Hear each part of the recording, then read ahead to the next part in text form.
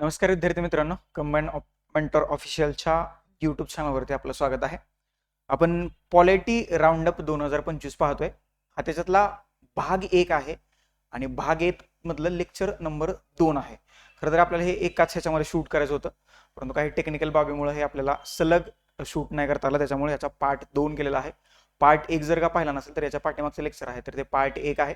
त्याच्यामध्ये आपण जवळजवळ निम्मे क्वेश्चन्स डिस्कस केलेले आहेत, डिटेल अनालिसिस केलेलं आहे आणि आता राहिलेल्या प्रश्नांचं आपण विश्लेषण करूया. ही जी पीडीएफ आहे, आता जे तुम्हाला स्क्रीनवरती पीडीएफ लावलेली दिसतीये, तर ही पीडीएफ कंबाईन मेंटर ऑफिशियलच्या स्टडी मटेरियल नावाच्या फोल्डरमध्ये अपलोड केलेली आहे. तुम्ही तिथून ते डाउनलोड करू शकता आणि त्याची प्रिंटही काढू शकता. आणि ज्यावेळेस हे लेक्चर तुम्ही पाहाल तर जी काही एक्स्ट्राची माहिती तुम्हाला सांगतोय तर ती तिथं नोट डाऊन करून ठेवा. आलं लक्षात, की जेणेकरून मग ज्यावेळेस तुम्ही पुन्हा रिवाइज कराल तर सर्व माहिती तुम्हाला जी आहे तर ती एका ठिकाणी मिळून जाईल आणि परीक्षेच्या अगोदर एक चांगलं वर्षभरातल्या पॉलिटीच्या प्रश्नांचं जे आहे तर ते तुमचं रिव्हिजन होऊ शकतं. आता याच्यामध्ये याचा जो दुसरा पार्ट येईल तर याचा दुसरा पार्ट राज्यसेवा मुख्य परीक्षा, हा पार्ट 1 आहे. दुसरा पार्ट राज्यसेवा मुख्य परीक्षा की जी 2024 ची होती आणि राज्यसेवा पूर्व परीक्षा की जी 2025 ची होती, जी 9 नोव्हेंबरला पार पडलेली आहे. त्याचा पार्ट 2 असेल. आणि फक्त गट ब आणि गट क ची आपण जी चौकट तयारी केलेली आहे तर त्या चौकटीत बसणाऱ्या प्रश्नांचाच याच्यामध्ये समावेश केलेला आहे. ती चौकट तुम्ही पाहिली असेल, वाचली असेल आणि त्याला अनुसरून तशा अभ्यासाला तुम्ही सुरुवात केलेली असेल. त्याच्यामुळं रिव्हिजनसाठी हा एक बेस्ट पर्याय आहे. ओके. आणि ही पीडीएफ फ्री ऑफ कॉस्ट आहे, सर्वात महत्वाचं. आणि लेक्चर सुद्धा फ्री ऑफ कॉस्ट आहे, बरोबर. तर तुम्ही हे प्रिंट करा आणि व्यवस्थितपणे लेक्चर, अगदी व्यवस्थितपणे लेक्चर पहा. त्याच्याबद्दल काही कुठला घटक समजला नसेल किंवा काही प्रश्नांबाबत डाऊट्स असतील, हे सगळे आयोगाचे प्रश्न आहेत. कुठले कुठले प्रश्न आहेत? आयोगाच्या गट ब आणि गट क पूर्व आणि मुख्य परीक्षा 2024 मधील सर्व प्रश्न. ओके. म्हणजे 60 प्रश्नांचा समावेश जो आहे तर याच्यामध्ये करण्यात आलेला आहे. कंबाईन मेंटरचं ऑफिस सदाशिव पेठेत पुण्यात आता सुरू झालेलं आहे. गीताई अपार्टमेंट, पहिला मजला, फ्लॅट क्रमांक 3, हत्ती गणपती चौक, सदाशिव पेठ, पुणे 30. वेगवेगळ्या उपक्रमांसंबंधीची जी माहिती आहे तर ती आता तुम्ही ऑफिसमध्ये येऊन घेऊ शकता. काही टेक्निकल बाबीज आहेत, टेस्ट सिरीज बद्दल काही माहिती हवी असेल, PSIच्या मॉक इंटरव्ह्यूचं आपण आयोजन करतोय, बऱ्याचशा गोष्टी आहेत, तर त्याची माहिती तुम्ही आता ऑफिसमध्ये येऊन घेऊ शकता. चला आजच्या आपल्या लेक्चरला सुरुवात करूया. पार्ट 2 आहे. पार्ट 1चं जर का तुम्ही लेक्चर पाहिलं नसेल तर सर्वप्रथम ते पाहून घ्या. आता आपण कुठपर्यंत पाहिलेलं आहे सांगतो. ही इंडेक्स आहे बघा. त्याच्यामध्ये आपण उच्च न्यायालयापर्यंतचं पहिल्या लेक्चरमध्ये विश्लेषण पाहिलेलं आहे. तर आता पुढं 13 ते 19 पर्यंत, 13 ते 18 पर्यंत, बरोबर. तर त्याचं आपण विश्लेषण आता पाहणार आहोत. हे महत्वाचे 4 टॉपिक आहेत. तर याच्यावरती प्रश्न सुद्धा जास्त आलेले आहेत. आयोग आणि संस्था याच्यावरती 2 प्रश्न आहेत. आणि हा जो तुम्हाला क्रम दिसतोय, हा क्रम पॉलिटी PYQ पल्स नावाचं जे माझं पुस्तक आहे तर तिथून जर का तुम्हाला हे रिवाइज करायचं असेल तर त्या पुस्तकाचं हे पान नंबर आहे. म्हणजे आयोग आणि संस्था तुम्हाला 125 ते 130 मध्ये दिलेले आहेत. घटना दुरुस्ती आणि प्रक्रियेवरती एकच प्रश्न आला होता, 117, 223 ते 227. आता ही जी काही 4-5 पानं आहेत, 223 ते 227, तर तिथं काही महत्वाच्या घटना दुरुस्त्या मी एकत्रितपणे देण्याचा प्रयत्न केलेला आहे. ओके. म्हणजे ज्या काही घटना दुरुस्त्यावरती प्रश्न अपेक्षित आहे अशा सर्व महत्वाच्या घटना दुरुस्त्या शेवटी मी दिलेल्या आहेत. पंचायत राज म्हणजे कुठली घटना दुरुस्ती करायची असते जास्त, तुम्हाला माहित झालंय आता. 73वी घटना दुरुस्ती फक्त जास्त त्याच्यावरती भर आहे. 74व्या घटना दुरुस्तीची जरा फक्त वरवरून माहिती करून घेण्याचा प्रयत्न करा, त्याच्यामध्ये इन डिटेल जायची काही गरज नाही. पंचायत राजवरती एकूण 5 प्रश्न आहेत. 164 पानावरती याची माहिती पुस्तकात तुम्हाला सापडेल. त्याच्यानंतर काही महत्वाचे खटले. तसा तर जे आपण आयोगाची चौकट तयार केलेली आहे त्याच्यामध्ये खटल्याचा पोर्शन नाहीये किंवा खटले हे टायटल नाहीये. आता हे मी मुद्दाम नवीन केलंय कारण आर्टिकल 21 जे आहे राईट टू लाईफ, तर त्याच्यामध्ये 40 खटले या आर्टिकल 21 संबंधित सर्वोच्च न्यायालयाचे आहेत आणि आयोग सातत्यानं वेगवेगळ्या पद्धतीनं खटल्यांवरती प्रश्न विचारतोय. तर त्या 40 खटल्यांची एक PDF तयार करून मी सर्व टेलिग्राम चॅनलवरती पोस्ट करतोय, ती तुम्ही डाउनलोड करा आणि तेवढे खटले कुठल्या घटकाशी संबंधित आहेत हे फक्त एकदा पाहून घ्या. त्याच्या पलीकडे या खटल्यांबद्दल काही करायची गरज नाही. त्याच्यानंतर भाग, कलमे आणि परिशिष्ट याच्यावरती 11 प्रश्न विचारलेले आहेत. टोटल किती? 11 प्रश्न. म्हणजे गट ब आणि गट क पूर्व आणि मुख्य परीक्षेत मिळून 11 प्रश्न भाग, कलम आणि परिशिष्टावरती विचारलेले आहेत. 204 ते 223 हे पॉलिटी PYQ पल्स मधले काही पेजेस आहेत, त्याच्यामध्ये भारतीय राज्यघटनेतले सर्व भाग, परिशिष्ट आणि कलम एकत्रितपणे दिलेले आहेत, त्याच्यामुळे तुम्ही ती वाचू शकता. आणि इतर घटकांवरती त्यांनी 5 प्रश्न विचारलेले आहेत. आता ह्या इतर घटकांमध्ये कुठला पोर्शन येतो? जो आपल्या चौकटीचा भाग नाही असा सर्व पोर्शन आपण इतर घटकांमध्ये टाकलाय. त्याच्यावरती 5 प्रश्न आहेत, काही करंट ओरिएंटेड सुद्धा आहेत, त्याच्यामुळे तेही तुम्ही वाचू शकता. आता इतर घटक म्हणजे पुस्तकात कुठले घटक? जे आयोगाच्या चौकटीचा आपण भाग मानलेले नाहीत, तर ते सर्व घटक इतर मध्ये येतात. त्याच्यामध्ये मग तुम्ही संसद वाचा, पंतप्रधान वाचा, सर्वोच्च न्यायालय वाचा, महान्यायवादी वाचा, कॅग वाचा, ते सगळे घटक जे आहेत तर ते इतर मध्ये येतात आपल्या पुस्तकाच्या दृष्टीने. ओके, आणि त्याच्यावरती त्यांनी 5 प्रश्न विचारलेले आहेत. आलं लक्षात? तर आता या आयोग आणि संस्थापासून जे हे 6 घटक आहेत, तर त्या 6 घटकांवरती आलेल्या प्रश्नांचं विश्लेषण आपण 1 बाय 1 पाहण्याचा प्रयत्न करूया. PDF डाउनलोड केल्यानंतर एक महत्वाची काळजी घ्या, जे काही विश्लेषण असतो किंवा जे काही मी सांगणार आहे तर ते थोडंसं तिथं लिहून घेण्याचा प्रयत्न करा. आणि छोटी PDF मी तयार केली, जास्त मोठी PDF नाहीये, की जेणेकरून तुम्ही ती प्रिंट काढू शकाल कमीत कमी पैशात. आलं लक्षात? तर ह्या अँगलनी त्याची रचना जी आहे मुद्दाम छोटी केली आहे. म्हणजे छोटी केली याचा अर्थ त्याच्यात प्रश्न काही कमी जास्त केलेले नाहीये. जेवढे आयोगाने प्रश्न विचारलेत त्या सर्व प्रश्नांचा समावेश जो आहे तर तो त्याच्यामध्ये केलेला आहे. बरोबर? आयोग आणि संस्था या टॉपिक पासून आपल्याला सुरुवात करायची आहे. त्याच्या अगोदरचे टॉपिक आपण चर्चा त्याच्याबद्दलची केलेली आहे. लेक्चर बद्दल अजूनही तुम्हाला काही डाऊट्स असतील तर तुम्ही ते माझ्यापर्यंत निसंकोचपणे पोहोचवा. तसे बदल जे आहेत तर येणाऱ्या काळात मला माझ्या टीचिंग स्टाईलमध्ये करता येतील. जे बेस्ट आहे तर मी ते तुमच्यापर्यंत पोहोचवण्याचा प्रामाणिक प्रयत्न करतोय. याच्यात जर का तुम्हाला काही बदल हवे असतील तर ते तुम्ही मला सांगा. म्हणजे प्रश्नाचं अचूक उत्तर, राहिलेल्या चुकीच्या 3 ऑप्शनांचं बरोबर प्रेझेंटेशन आणि संभाव्य प्रश्न, या 3 घटकांवरती मी प्रश्नाचं नेहमी विश्लेषण करत असतो. आणि जो काही एक्स्ट्राचा डाटा आहे, एक्स्ट्राची माहिती आहे ती सुद्धा मी तुमच्यापर्यंत पोहोचवण्याचा प्रयत्न करतोय. आलं लक्षात? आणि हे गेले खूप दिवस करतोय. बघा, आयोग आणि संस्था. आता आयोग आणि संस्था आहेत तर याच्यामध्ये काही ठरलेले घटक आहेत. त्याच्यामध्ये इलेक्शन कमिशन ऑफ इंडिया याच्यावरती प्रश्न विचारला जाऊ शकतो. त्याच्यावरती MPSCच्या अनुषंगानं म्हणजे स्टेट PCच्या अनुषंगानं, बरोबर. त्याच्यानंतर ज्या काही संस्था किंवा आयोग सध्या चर्चेत आहेत त्याच्यावरती प्रश्न विचारला जाऊ शकतो. बघा, आता केंद्रीय महिला आयोग, national commission of woman NCW सध्या चर्चेत होतं, त्याच्यावरती प्रश्न राज्यसेवेला विचारलाय. जे आयोग आणि संस्था चर्चेत आहेत तर त्या म्हणजे कुठल्याही दृष्टीने असू द्या, पॉलिटीच्या दृष्टीने असू द्या, हिस्ट्रीच्या, जॉग्राफीच्या, इकॉनॉमिक्सच्या, तर त्या तुम्ही पाहत चला, त्याच्यावरती प्रश्न बनतोय. त्याच्यानंतर आयोग आणि संस्थांमध्ये सरकारी आयोग एक खूप महत्वाचा आहे. याच्यावरती एक आयोग सारखा प्रश्न विचारत असतो, तर त्याच्याबद्दल तुम्ही इन डिटेलमध्ये वाचून घ्या. जिथं जिथं प्रश्नाचा रेफरन्स येईल तर मी त्या सरकारी आयोगाबद्दल बोलीन. बाकी बऱ्याचशा वेळेला मी त्याच्याबद्दल बोललेलो आहे, पण इथं त्या प्रश्नांचा रेफरन्स आल्यानंतर मी तुम्हाला त्याच्याबद्दल डिटेलमध्ये सांगतो. Election commission of India MPSC, हे नॅशनल वुमन्स कमिशन आणि सरकारी आयोग, म्हणजे हे त्याच्यातले सगळे जर का तुम्ही केले, म्हणजे दार कमिशन असेल आणि आत्ताचं पंची आयोग असेल, हे तिन्हीच्या तिन्ही करून टाका, जेणेकरून याच्यावरती जर का कसा आयोगाने प्रश्न विचारला तर तो तुम्हाला क्रॅक करता यावा किंवा सोडवता यावा. त्याच्यामुळं ते तुम्ही थोडंसं करून ठेवलं तर वेल अँड गुड. पहिला प्रश्न आहे, भारतीय संविधानात खालील अनुच्छेदानुसार निर्वाचन आयोगाची तरतूद केलेली आहे. म्हणजे ह्यांनी कुठला निर्वाचन आयोग विचारला इथं? बघा, याच्यामध्ये एक तरी राज्याशी संबंधित कलम दिसतंय का? तर दिसत नाही. याचाच अर्थ काय? त्यांनी इलेक्शन कमिशन ऑफ इंडियाचं आर्टिकल जे आहे तर याच्यामध्ये विचारलेलं आहे. सर्वप्रथम बघा, ज्यावेळेस आपण निवडणुकीबद्दलच्या तरतुदींचा विचार करतो तर त्या तरतुदी 300च्या घरात येतील ना. त्याच्यामुळं 2 गेला, 4 गेला, पर्याय राहिला 368 आणि 324.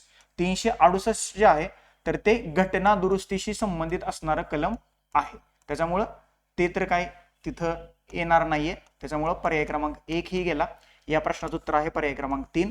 आर्टिकल 324 नुसार ह्या केंद्रीय निर्वाचन आयोग इलेक्शन कमिशन ऑफ इंडियाची तरतूद जी आहे तर ती करण्यात आलेली आहे. म्हणजे राज्यघटनेचा भाग 15 जो आहे, किती हे मी प्रकर्षाने सांगतोय बरं का, भाग, परिशिष्ट आणि कलम, कारण आयोग आता तिकडे सुद्धा घुसू शकतो, त्याच्यावरती सुद्धा प्रश्न विचारू शकतो. राज्यघटनेतला भाग 15 मध्ये कलम 324 ते 329 मध्ये भारतातल्या निवडणूक व्यवस्थेबद्दलच्या तरतुदी देण्यात आलेल्या आहेत. किती? भाग 15, 324 ते 329. त्याच्यातलं आर्टिकल 326 जे आहे तर ते अतिशय महत्वाचं आहे. प्रौढ मताधिकाराचं तत्व जे आहे तर 326 नुसार आपल्याला प्रदान करण्यात आलेलं आहे. वयाची 18 वर्ष पूर्ण झालेला व्यक्ती मतदान करू शकतो. ओके, इथपर्यंत समजलं. That's it. पर्याय क्रमांक 3 जे आहे तर या प्रश्नाचं उत्तर आहे. सध्या भारताचे इलेक्शन कमिशनर म्हणून कोण आहेत? मुख्य निवडणूक आयुक्त म्हणून ज्ञानेश कुमार, आणि ते कितवे आहेत? 26वे. एक नवीन कायदा बनलाय ह्या मुख्य निवडणूक आयुक्ताच्या नियुक्ती संबंधी 2023ला. तर 2023च्या कायद्यानुसार पंतप्रधान अध्यक्ष असणारी कमिटी ह्या निवडणूक आयुक्तांची, भारताच्या मुख्य निवडणूक आयुक्तांची निवड करेल आणि त्या नावाची शिफारस ते राष्ट्रपतींना करतील आणि राष्ट्रपती त्यांची नियुक्ती करेल. त्या समितीमध्ये समितीचे अध्यक्ष असतील भारताचे पंतप्रधान, एक कॅबिनेट मंत्री असेल केंद्रातला कॅबिनेट मंत्री, आणि दुसरा लोकसभेचा विरोधी पक्षनेता. ओके, लोकसभा विरोधी पक्षनेता. या तिघांनी मिळून बनलेली कमिटी मुख्य निवडणूक आयुक्तांची निवड करेल आणि त्या निवड केलेल्या नावाची शिफारस ते राष्ट्रपतींना करतील आणि राष्ट्रपती त्यांची नियुक्ती करेल. याच्यावरून थोडंसं वादंग निर्माण झाला होता. याच्यामध्ये चीफ जस्टिस ऑफ इंडियाचा समावेश असावा असं सर्वोच्च न्यायालयाला वाटत होतं, परंतु तो काय करण्यात आलेला नाही. आणि या 3 लोकांची कमिटी बनून त्या मुख्य निवडणूक आयुक्ताची नियुक्ती जी आहे तर ती केली जाते. समजले इथपर्यंत? आता हे 368 जे कलम जे आहे तर हे भाग 20 अंतर्गत येतं, हे लक्षात ठेवा. आणि हे एकमेव कलम आहे की जे भाग 20 अंतर्गत येतं. आणि हे कशाशी संबंधित आहे? घटना दुरुस्ती, अमेंडमेंटची जी तरतूद आहे तर हे 368 या कलमांतर्गत करण्यात आलेली आहे. ओके, त्याच्यानंतर 256 संघ आणि राज्यांचं दायित्व. संघ आणि राज्य याचं दायित्व म्हणजे काय केलं पाहिजे याच्याबद्दलच्या तरतुदी 256 मध्ये करण्यात आलेल्या आहेत. आणि 150 मध्ये संघ आणि राज्य लेखा किंवा ऑडिट जे होतं ऑडिट, तर त्याची तरतूद कलम 150 मध्ये किंवा 150 मध्ये करण्यात आलेली आहे. आलं लक्षात? आता 256 चा उल्लेख आलेला आहे तर हे कुठे येते हो? केंद्र राज्य प्रशासकीय संबंध. कुठे येते? केंद्र राज्य प्रशासकीय संबंध. राज्यघटनेच्या भाग 11 मध्ये हे केंद्र राज्य प्रशासकीय संबंधाची तरतूद करण्यात आलेली आहे. 256 बरोबर, 256 ते 263 या कलमांमध्ये या प्रशासकीय संबंधाची तरतूद आहे. म्हणजे याच भाग 11 मध्ये कायदेशीर संबंधाची सुद्धा तरतूद आहे आणि भाग 12 मध्ये केंद्र राज्य वित्तीय संबंधाची तरतूद करण्यात आलेली आहे. ओके, समजलं? हे लक्षात आलं? भाग 11 आणि 12 दॅट्स इट. एवढं हे महत्वाचं आहे. हे समजलं? हे तीन जे चुकीचे ऑप्शन होते याची सुद्धा मी माहिती तुम्हाला दिलेली आहे. आता हे कलम 150 म्हटल्यानंतर तुम्हाला कॅग आठवलं असेल, comptroller and auditor general of India, CAG. 148 ते कलम 151 मध्ये या कॅग बद्दलच्या तरतुदी आहेत आणि त्याच्यातलंच एक कलम आहे 150. म्हणजे राज्यघटनेतला असा एकमेव व्यक्ती आहे की त्याच्यासाठी डेडिकेटेड 3 कलम आहेत.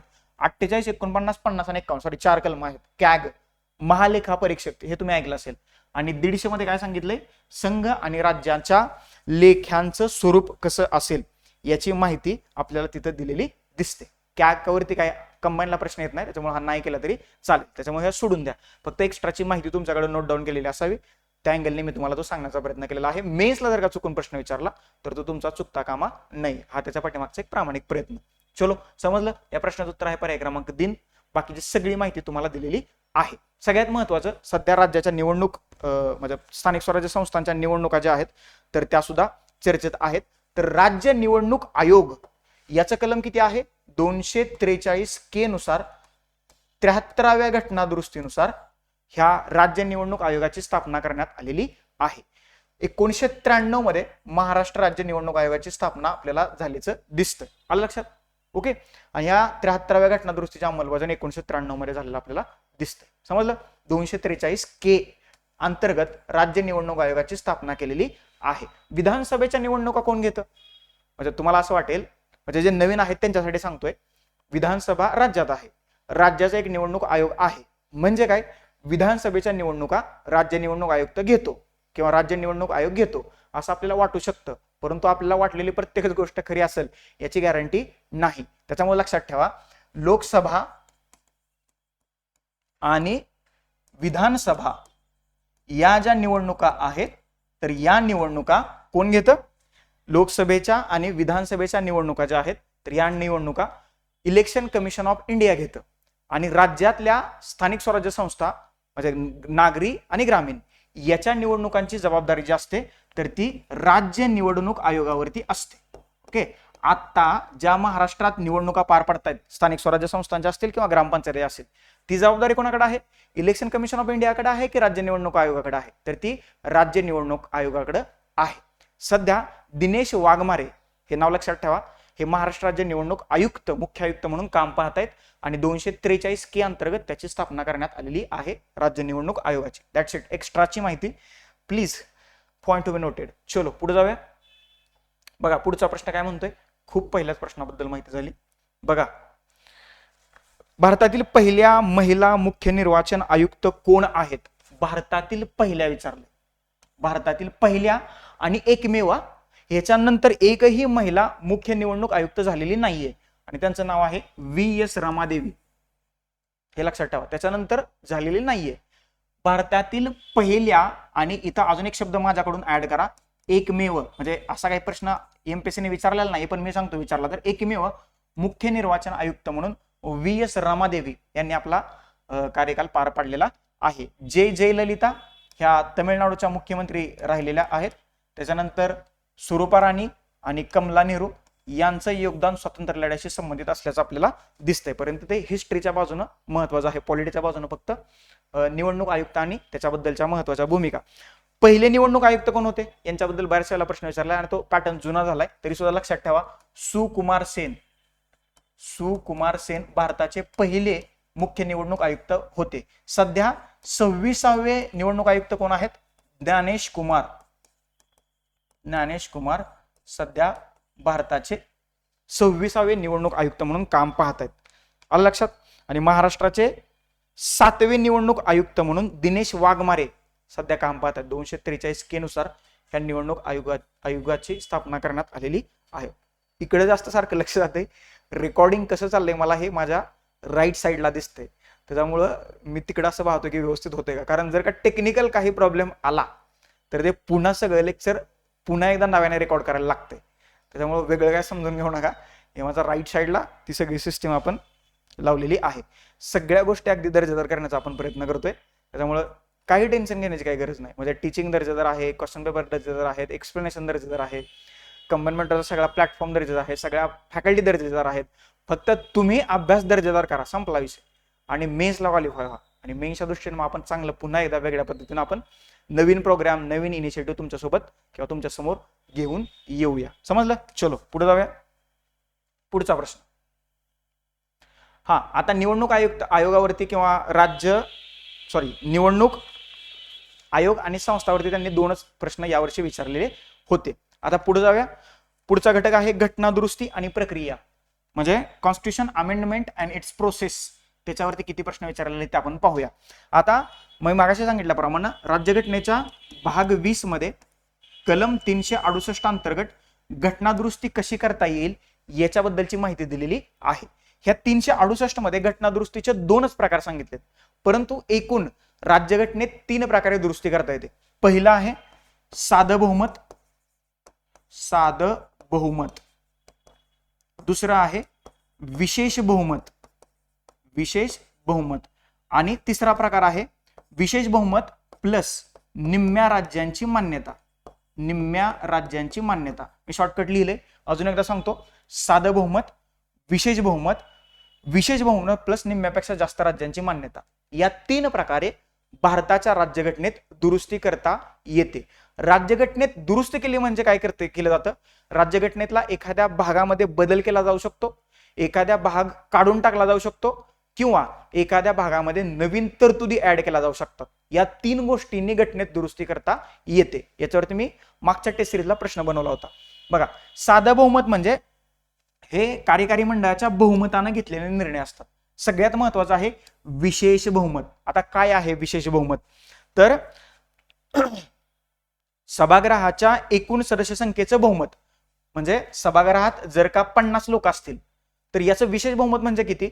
51 लोक प्लस सभागृहात उपस्थित आणि मतदान करणाऱ्या सदस्य संख्येच्या 2/3 लोकांचा पाठिंबा, याला काय म्हटलं जातं? विशेष बहुमत. समजलं नाही? अजून एकदा सांगतो. सभागृहाचं बहुमत, बरोबर, सभागृहाच्या एकूण सदस्य संख्येचं बहुमत. फॉर एक्झाम्पल, सध्या लोकसभेत 100 सदस्य आहेत, तर एकूण सदस्य संख्येचं बहुमत किती आहे? 51 आहे. 51 किती? 51. प्लस ज्यावेळी एखादा प्रस्ताव घटनादुरुस्ती संबंधीचा सभागृहात चर्चेला असेल, तर सभागृहात उपस्थित आणि मतदान करणाऱ्या सदस्य संख्येच्या 2/3 सदस्यांचा पाठिंबा म्हणजे विशेष बहुमत. समजलं? 2 क्रायटेरिया त्याच्यामध्ये त्यांनी इन्क्लूड केलेले आहेत. आणि विशेष बहुमत प्लस निम्म्या राज्यांची मान्यता म्हणजे 50% जास्त राज्यांची मान्यता तिथं असावी लागते. त्याला विशेष बहुमत प्लस निम्म्या राज्यांची मान्यता. हे दुसरा आणि तिसरा प्रकार जो आहे, तर त्याची तरतूद 368 अंतर्गत करण्यात आलेली आहे. आणि जे साधं बहुमत हा जो प्रकार आहे, तर याची तरतूद मात्र 368 अंतर्गत करण्यात आलेली नाही. जर का त्यांनी तुम्हाला विचारलं कलम 368 अंतर्गत किती प्रकारे राज्यघटनेची दुरुस्ती करता येते, तर ती 2 प्रकारे. आणि एकूण घटना दुरुस्ती किती प्रकारे करता येते, तर ती 3 प्रकारे. साधं बहुमत, विशेष बहुमत, विशेष बहुमत प्लस निम्म्यापेक्षा जास्त राज्यांची मान्यता. That's it. संपला विषय. चलो बॅक टू द टॉपिक. प्रश्न काय बघू. कोणत्या घटनादुरुस्ती कायद्याने एकाच व्यक्तीची 2 किंवा अधिक राज्यांसाठी राज्यपाल म्हणून नियुक्त करण्याची तरतूद केलेली आहे? प्रश्न काय आहे? एकच व्यक्ती आहे जो राज्यपाल आहे, त्याची 2 किंवा अधिक राज्यांसाठी राज्यपाल म्हणून नियुक्ती करण्याची तरतूद कुठल्या घटनादुरुस्तीने केलेली आहे? पहिला घटनादुरुस्ती कायदा 1951, हा जमीन सुधारण्याशी संबंधित असणारी घटनादुरुस्ती आहे. हे तर काय उत्तर नसू शकतं. 7वी घटनादुरुस्ती कायदा 1956, या घटनादुरुस्तीनं पर्याय क्रमांक 2 आपल्या प्रश्नाचं उत्तर आहे. 7वा घटनादुरुस्ती कायदा 1956 नुसार एकाच व्यक्तीची 2 किंवा अधिक राज्यांसाठी राज्यपाल म्हणून नियुक्ती करण्याची तरतूद करण्यात आलेली आहे. याच घटनादुरुस्तीनं अजून एक तरतूद करण्यात आली. 2 किंवा अधिक राज्यांसाठी, 2 किंवा अधिक राज्यांसाठी सामायिक उच्च न्यायालय, सामायिक HC म्हणजे हायकोर्टाची तरतूद जी आहे, तर ती सुद्धा 7व्याच घटनादुरुस्तीने करण्यात आलेली आहे. हे लक्षात ठेवा. बऱ्याचशा पुस्तकामध्ये हे घटनादुरुस्ती अंतर्गत हे वाक्य टाकलेलं नाही. तिथं फक्त हे टाकले 2 किंवा अधिक सामायिक हायकोर्टा राज्यांसाठी सामायिक हायकोर्टाची स्थापनेची तरतूद 7व्या घटनादुरुस्तीने केलेली आहे. मी मात्र पुस्तकात हे वाक्य टाकले, त्याच्यामुळे तुम्ही ते रेफर करू शकता. बरोबर. 24वी घटनादुरुस्ती 1962 ला करण्यात आली होती. आणि या 24व्या घटनादुरुस्ती अंतर्गत जे घटनादुरुस्ती विधेयक आहे, तर त्याला मान्यता देणं राष्ट्रपतींवरती बंधनकारक करण्यात आलेलं आहे. म्हणजे काय? संसदेनं पारित केलेलं घटनादुरुस्ती विधेयक राष्ट्रपती त्याच्यावरती नकाराधिकार वापरू शकत नाही. राष्ट्रपतीला घटनादुरुस्ती विधेयकाला मान्यता द्यावीच लागते. हे बंधन जे आहे राष्ट्रपतीवरती 24व्या घटनादुरुस्ती कायदा 1962 नुसार टाकण्यात आलेलं आहे. प्रश्न याच्यावर सुद्धा बनू शकतो. सध्या राष्ट्रपतीची भूमिका चर्चेत आहे, त्याच्यामुळे 24व्या घटनादुरुस्ती लक्षात ठेवा. हे प्रिडिक्शन आहे. त्याच्यानंतर ही 42वी घटनादुरुस्ती 1976, खूप वेळा याच्याबद्दल बोललोय, तुम्हाला सगळ्यांनाच माहित आहे. याला मिनी कॉन्स्टिट्यूशन असंही म्हटलं जातं, कारण खूप सारे बदल जे आहेत या घटनादुरुस्तीनं भारताच्या राज्यघटनेत करण्यात आलेले आहेत. कारण 1975ची राष्ट्रीय आणीबाणी आणि मग इंदिरा गांधी सरकारचा काळ सुरू झाला आणि त्या काळातच ही 76ची घटनादुरुस्ती जी आहे तर ती करण्यात आलेली आहे. समजलं. आणि ही घटनादुरुस्तीची प्रक्रिया जी आहे तर ती आपण कोणाच्या राज्यघटनेतून स्वीकारलेली आहे याच्यावरती प्रश्न बनू शकतो. तर या प्रश्नाचं उत्तर न विसरता तुम्ही खाली कमेंट बॉक्समध्ये कमेंट करा. आणि असं कमेंट करा, उत्तर लिहा. पहिल्यांदा उत्तर असा शब्द लिहा, 2 डॉट द्या आणि मग त्या देशाच्या संविधानाचं नाव लिहा किंवा देशाचं नाव लिहा. कारण काय होतं तुम्हाला सांगतो, ज्यावेळेस लेक्चर सगळे अपलोड होतात ऍपवरती वगैरे, तुम्ही फक्त ते लिहिता दक्षिण आफ्रिका, सॉरी मी उत्तर सांगितलं, ठीक आहे, तुम्ही काहीतरी तिथं उत्तर लिहिता आणि तो मेसेज असा जातोय की ती चूक झालीये. मी ज्यावेळेस प्रश्न तुम्हाला विचारतो की कमेंट बॉक्समध्ये कमेंट करा, तर तिथं लिहा या प्रश्नाचं उत्तर असं असं आहे. येतं लक्षात, म्हणजे ते मलाही समजेल. आणि नंतर ते ज्यावेळेस आम्ही सगळे टीम बसतो त्यावेळेस होतं की हे काही चुकलंय काय, तर असं नको व्हायला. तर मी आता त्याचं उत्तर सांगून टाकले. घटनादुरुस्तीची प्रक्रिया किंवा ज्या पद्धत जी आहे तर ते आपण दक्षिण आफ्रिकेच्या संविधानातून स्वीकारलेली आहे. हे लक्षात ठेवा. संपला विषय. पुढच्या प्रश्नाचं उत्तर मात्र तुम्ही न विसरता तिथं कमेंट करायचं आहे. चलो, सगळ्यात महत्वाचा टॉपिक की ज्याच्यातली एकच व्यवस्था खूप महत्वाची आहे, पंचायती राज मधली 73व्या घटनादुरुस्तीच्या अनुषंगानं आता आपल्याला चर्चा करायची आहे. याच्यावरती प्रश्न सुद्धा माझ्या मते जास्त आलेले आहेत. पहिला प्रश्न बघू की पहिल्यांदा तुम्हाला 73 आणि 74व्या घटनादुरुस्तीतला फरक सांगू का थोडक्यात? नाही, पहिल्यांदा आपण डिस्कस करू. कसं आहे, जिथं जिथं रेफरन्स येईल तिथे तिथे मी तुम्हाला फरक सांगायचा प्रयत्न करतो. पहिल्यांदा आपण 73व्या घटनादुरुस्तीबद्दल थोडक्यात बघूया. 73वी घटनादुरुस्ती अधिनियम कधीचा आहे? 1992चा. ह्या अंमलबजावणी कधी झाली? 24 एप्रिल 1993 ला झाली. हा दिवस आपण काय म्हणून सेलिब्रेट करतो? राष्ट्रीय पंचायत राज दिवस. 2025च्या राष्ट्रीय पंचायत राज दिनाची थीम काय होती? वॉटर सफिशियंट विलेज, म्हणजे पाणी स्वयंपूर्ण खेडी. भाग 9 जो आहे तर तो राज्यघटनेत ऍड करण्यात आलेला आहे. कलम 243 ते कलम 243 ओ आहे, हे 30 नाहीये, हे ओ आहे, O. Okay, O for Oppo. तर 243 ओ एवढी कलम जी आहेत तर ती ऍड करण्यात आलेली आहेत. 11वे परिशिष्ट जे आहे तर ते सुद्धा राज्यघटनेत जोडलेलं आहे 73व्या घटनादुरुस्तीनुसार. आणि याच्यामध्ये 29 विषयांचा समावेश जो आहे तर तोही करण्यात आलेला आहे.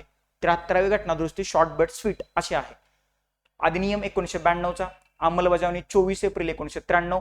भाग 9 राज्यघटनेत जोडला, परिशिष्ट 11 राज्यघटनेत जोडलं. 243 ते 243 ओ मध्ये ह्या 73व्या घटनादुरुस्ती संबंधित तरतुदी करण्यात आलेल्या आहेत आणि 29 विषयांचा समावेश जो आहे तर तो घटनेत करण्यात आलेला आहे. दॅट्स इट, 73वी घटनादुरुस्ती. याच्या बाहेर वरवर जर का प्रश्न आयोगाला विचार असेल तर याच्या बाहेर जाणार नाही.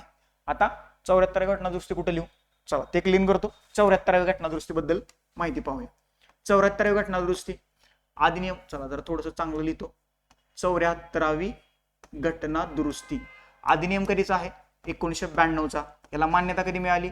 1 जून 1993 ला याला मान्यता मिळालेली आहे. कुठला भाग जोडण्यात आला? तर 9A हा भाग जोडण्यात आला. 9A भाग. 73 इथं कन्फ्यूज नका होऊ घेऊ, म्हणजे पहिल्यांदा कुठला, म्हणजे जिथं काहीतरी एक्स्ट्रा लागले ते नंतरच ऍड करण्यात आला असेल ना, तर भाग 9A जो आहे तर तो 74व्या घटनादुरुस्तीनं राज्यघटनेत जोडलेला आहे. कलम 243P ते 243ZG पर्यंत जी कलम आहेत तर ती 74व्या घटनादुरुस्तीच्या अंतर्गत येतात. आणि इथं 12वे परिशिष्ट जे आहे, 12वे परिशिष्ट इथं जोडण्यात आलेलं आहे. आणि इथं किती विषयांचा समावेश आहे? 18 विषय आहेत, कारण हे कमी यांची जबाबदारी असते त्यामुळे 18 विषय आहेत. विषय ते महत्वाचं आहे. आलं लक्षात? समजलं? 74वी घटनादुरुस्ती 1992चा अधिनियम 1 जून 1993 ला अंमलबजावणी. भाग 9A जोडण्यात आला. कलमांची तरतूद 243P ते 243ZG. 12वे परिशिष्ट समावेश करण्यात आलं आणि 18 विषय तिथं तुम्हाला असल्याचं दिसतात. ही घटनादुरुस्ती आपल्या परीक्षेच्या दृष्टीनं एवढी महत्वाची नाही. ही ऑप्शनलला टाकली तरी चालेल, नाही केलं तरी चालेल. 73वी घटनादुरुस्तीतलं ग्राम प्रशासन व्यवस्थितपणे करून घ्या, प्रश्न त्याच्यावरती जास्त येत आहेत. आणि 74वी घटनादुरुस्ती वरवर पहा, फक्त वरवर, जास्त इन डिटेल मध्ये जाण्याची गरज नाही. ओके, चलो प्रश्न बघूया काय आहे ते. कोणत्या घटनादुरुस्ती अन्वये ग्रामसभेला संविधानिक दर्जा प्राप्त झाला आहे? कोणाला म्हटले? ग्रामसभेला. ग्रामसभा म्हणजे कुठे येईल? 73व्या घटनादुरुस्तीत येईल, कारण ते ग्रामीण स्थानिक स्वराज्य संस्थांशी संबंधित आहे.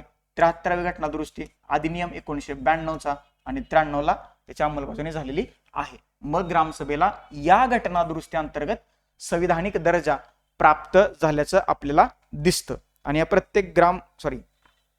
प्रत्येक गावात ग्रामसभा पार पडतायत का? तर पडायला पाहिजेत कमीत कमी. आपण अभ्यास करतो, आपल्याला 4 गोष्टी जास्त माहित आहेत.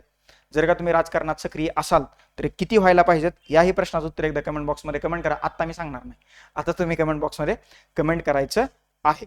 बाकीच्या ज्या घटनादुरुस्ती आहेत, 74वी घटनादुरुस्ती म्हणजे ही काही आपल्या अभ्यासाचा भाग नाही, त्याच्यामुळे याच्याबद्दल काही जास्त बघू नका. 71वी घटनादुरुस्ती जी आहे तर ती 71वी घटनादुरुस्ती ही महत्वाची आहे, लक्षात ठेवा. पहिल्यांदा मला ते सांगू द्या, कारण आता सध्या भाषिक विषयावरती म्हणजे खूपच महाराष्ट्रभर देशभर खूप सगळ्या चर्चा चालू आहेत. आणि ह्या 71व्या घटनादुरुस्तीनं कोकणी, मणिपुरी, नेपाळी या 3 भाषांचा समावेश 8व्या परिशिष्टात करण्यात आला. 8वं परिशिष्ट आणि ह्या 8व्या परिशिष्टातली भाषांची एकूण संख्या 18 झाली. 18. घटनादुरुस्ती काय महत्वाचं नाही, साल 1992 साली करण्यात आली होती, नाही लक्षात ठेवलं तरी चालेल. 71वी घटनादुरुस्ती.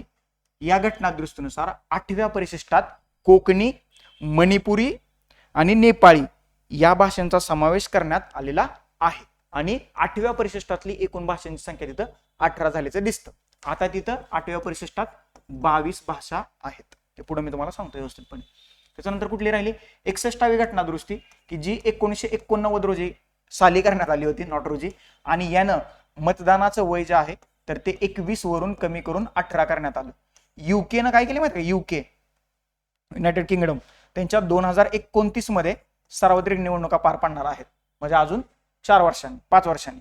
तर त्यांनी आत्ताच केले त्या सार्वत्रिक निवडणुकात मतदानाचं वय जे आहे तर ते 18 वरून 16 केले. 16 म्हणजे बघा, एखादा देश निर्णय किती दिवस अगोदर घेतोय.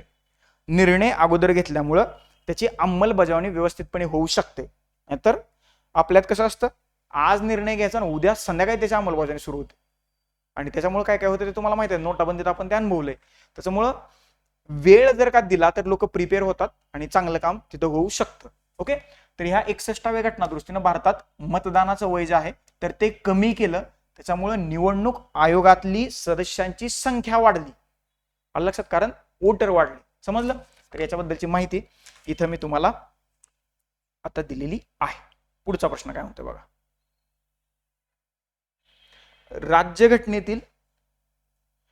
राज्यघटनेतील कोणत्या अनुच्छेदात पंचायत राजशी संबंधित असलेल्या जिल्हा पंचायत, ग्रामसभा, मध्यस्तर गाव इत्यादी शब्दांच्या व्याख्या दिलेल्या आहेत? म्हणजे सोपा साधा सरळ प्रश्न आहे. आताच मी तुम्हाला सांगितलं. पर्याय क्रमांक 1, 243 अंतर्गत ह्या जिल्हा पंचायत, ग्रामसभा, मध्यस्तर गाव इत्यादी शब्दांच्या व्याख्या इथं आपल्याला दिल्याच्या दिसतात. 243 कलमांतर्गत 243 ते 243 ओ ह्या ज्या काही ही जी काही कलम आहेत तर ती 73व्या घटनादुरुस्तीशी संबंधित असणारी कलम आहेत. मग 243 पी ते झेड जी ही 74व्या घटनादुरुस्तीशी संबंधित असणारी कलम आहेत, हे लक्षात ठेवा. आता हे 245 काय आहे, 244 काय आहे किंवा 242 काय आहे हे मी तुम्हाला थोडक्यात सांगण्याचा प्रयत्न करतो. आता 242 आहे तर ते रद्द झालंय. ओके. 242 हे रद्द झाले. हे कुर्ग संस्थानाशी संबंधित असणारं कलम होतं. आता 245 मध्ये संसद आणि राज्य विधिमंडळानं केलेल्या कायद्याचा विस्तार याची तरतूद 245 मध्ये केलेली आपल्याला दिसते. आणि इथं अनुसूचित प्रदेश म्हणजे शेड्यूल ट्राईब यांचा प्रदेश आणि त्याचं प्रशासन याच्याबद्दलच्या तरतुदी 244 मध्ये करण्यात आलेल्या आहेत. इथे लक्षात, 244 मध्ये त्याच्याबद्दलच्या तरतुदी आपल्याला करण्यात आलेल्या दिसतात. आणि तो काय म्हणजे याच्यावरती प्रश्न आयोग आता वेगळ्या पद्धतीने विचारला असं तर काय मला वाटत नाही, कारण हा वेगळा टॉपिक आहे. म्हणजे महिलांसंबंधीच्या तरतुदी, SC आणि ST संबंधीच्या तरतुदी, ओके, अँग्लो इंडियन संबंधीच्या तरतुदी. आता म्हणजे ग्रुप बी ला डेडिकेटेड त्याच्यावरती प्रश्न आतापर्यंत पाहायला नाही मिळाले. जर का भविष्यात विचारलं तर ती कलम जे आहेत तर ती एकदा व्यवस्थितपणे करून घ्या. जिथं जिथं रेफरन्स येईल तर तिथं तिथं मी तुम्हाला इन डिटेलमध्ये सांगण्याचा प्रयत्नच करणार आहे. आता हे 245 ते 255 हे लक्षात ठेवा. 245 ते 255. आता हा जो कलमांचा पॅच आहे तर तो भाग 11 मध्ये आहे राज्यघटनेच्या. आणि इथं तुम्हाला कायदेविषयक संबंध, केंद्र राज्य कायदेविषयक संबंध पाहायला मिळतात. बरोबर. केंद्र राज्य कायदेविषयक संबंध भाग 11 मध्ये 245 ते 255 मध्ये आपल्याला पाहायला मिळतात. 244 ए जे आहे हे कलम तुम्हाला आसाम मधील आदिवासी क्षेत्रासंबंधीच्या प्रशासनाच्या तरतुदी तुम्हाला 244 ए मध्ये पाहायला मिळतात. समजलं? या प्रश्नाचं उत्तर आहे पर्याय क्रमांक 1. पुढे जाऊया. बघा पुढचा प्रश्न मोठा असला घाबरून नका जाऊ, छोटा असला जास्त खुश होऊन चुका करायच्या नाहीत, नाहीतर मार्क्स जातील. प्रश्न काय? पुढील विधाने विचारात घेतली. 73व्या घटनादुरुस्ती कायद्याने भारतातील ग्रामीण भागासाठी पंचायत राज व्यवस्थेबाबत घटनेत भाग 9 समाविष्ट केला आहे. आताच मी तुम्हाला सांगितलंय 73वी घटनादुरुस्ती भाग 9 आणि परिशिष्ट किती 11 म्हणजे शेड्यूल 11. 74व्या घटनादुरुस्ती भाग 9A परिशिष्ट किती 12. परिशिष्ट किती? 12. संपला विषय. हे दोन्हीच्या दोन्ही विधानं बरोबर आहेत. पर्याय क्रमांक 3 जे आहे तर ते आपल्या प्रश्नाचं उत्तर आहे, कारण आपल्याला बरोबर विधान जे आहे तर ते ओळखायचं होतं. एकदा काय करतो, तुम्हाला ती ट्रिक माहिती आहे ना, टियर्स ऑफ ओल्ड पीएम. हे टियर्स ऑफ ओल्ड पीएम म्हणजे भारताच्या राज्यघटनेत जी 12 परिशिष्ट आहेत तर त्याची ती शॉर्टकट ट्रिक आहे. एकदा सगळी परिशिष्ट सांगून घेतो की जेणेकरून त्याच्यावरती जर का प्रश्न आला तर त्याचं उत्तर तुम्हाला येऊ शकतं. पहिलं परिशिष्ट आहे राज्य आणि त्याचा प्रदेश. राज्य आणि त्याचा प्रदेश. दुसरं परिशिष्ट आहे वेतन आणि भत्ते. वेतन आणि भत्ते.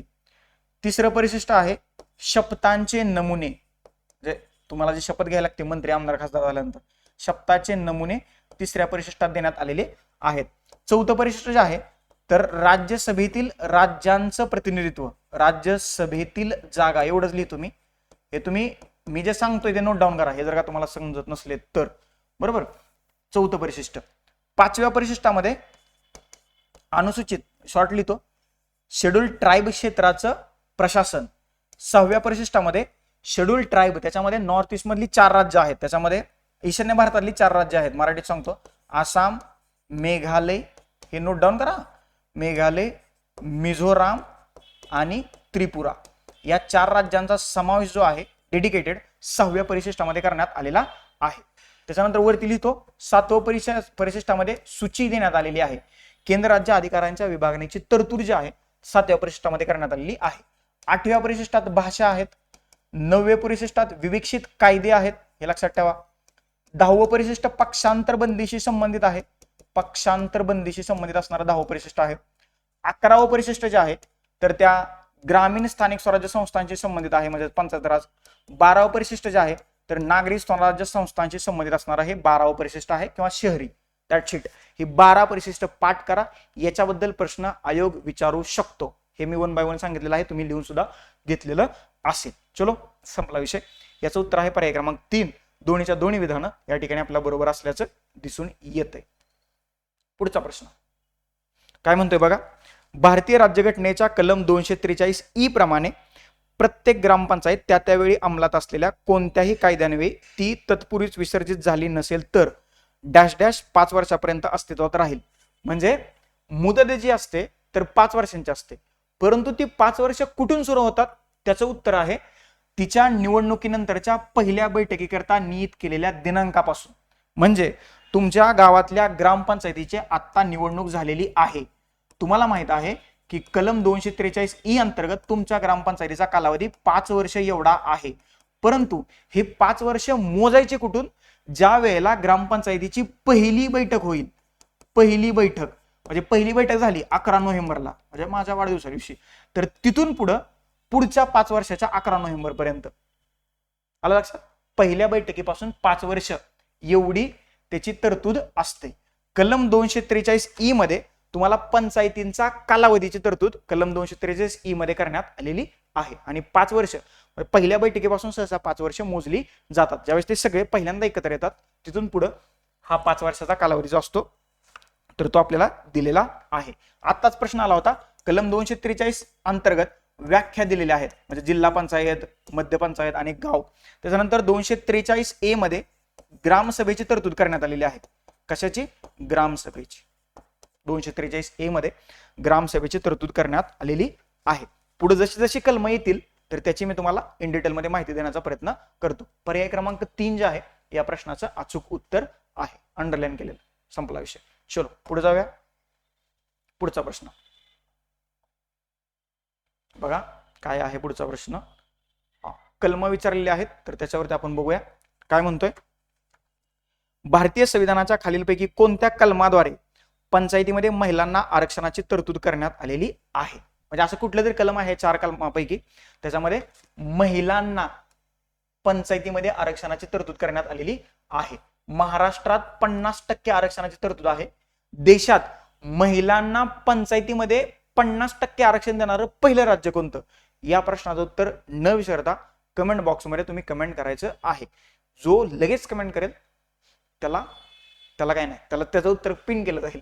ओके. आरक्षणाची 50% आरक्षणाची तरतूद लागू करणारं देशातलं पहिलं राज्य कोणतं?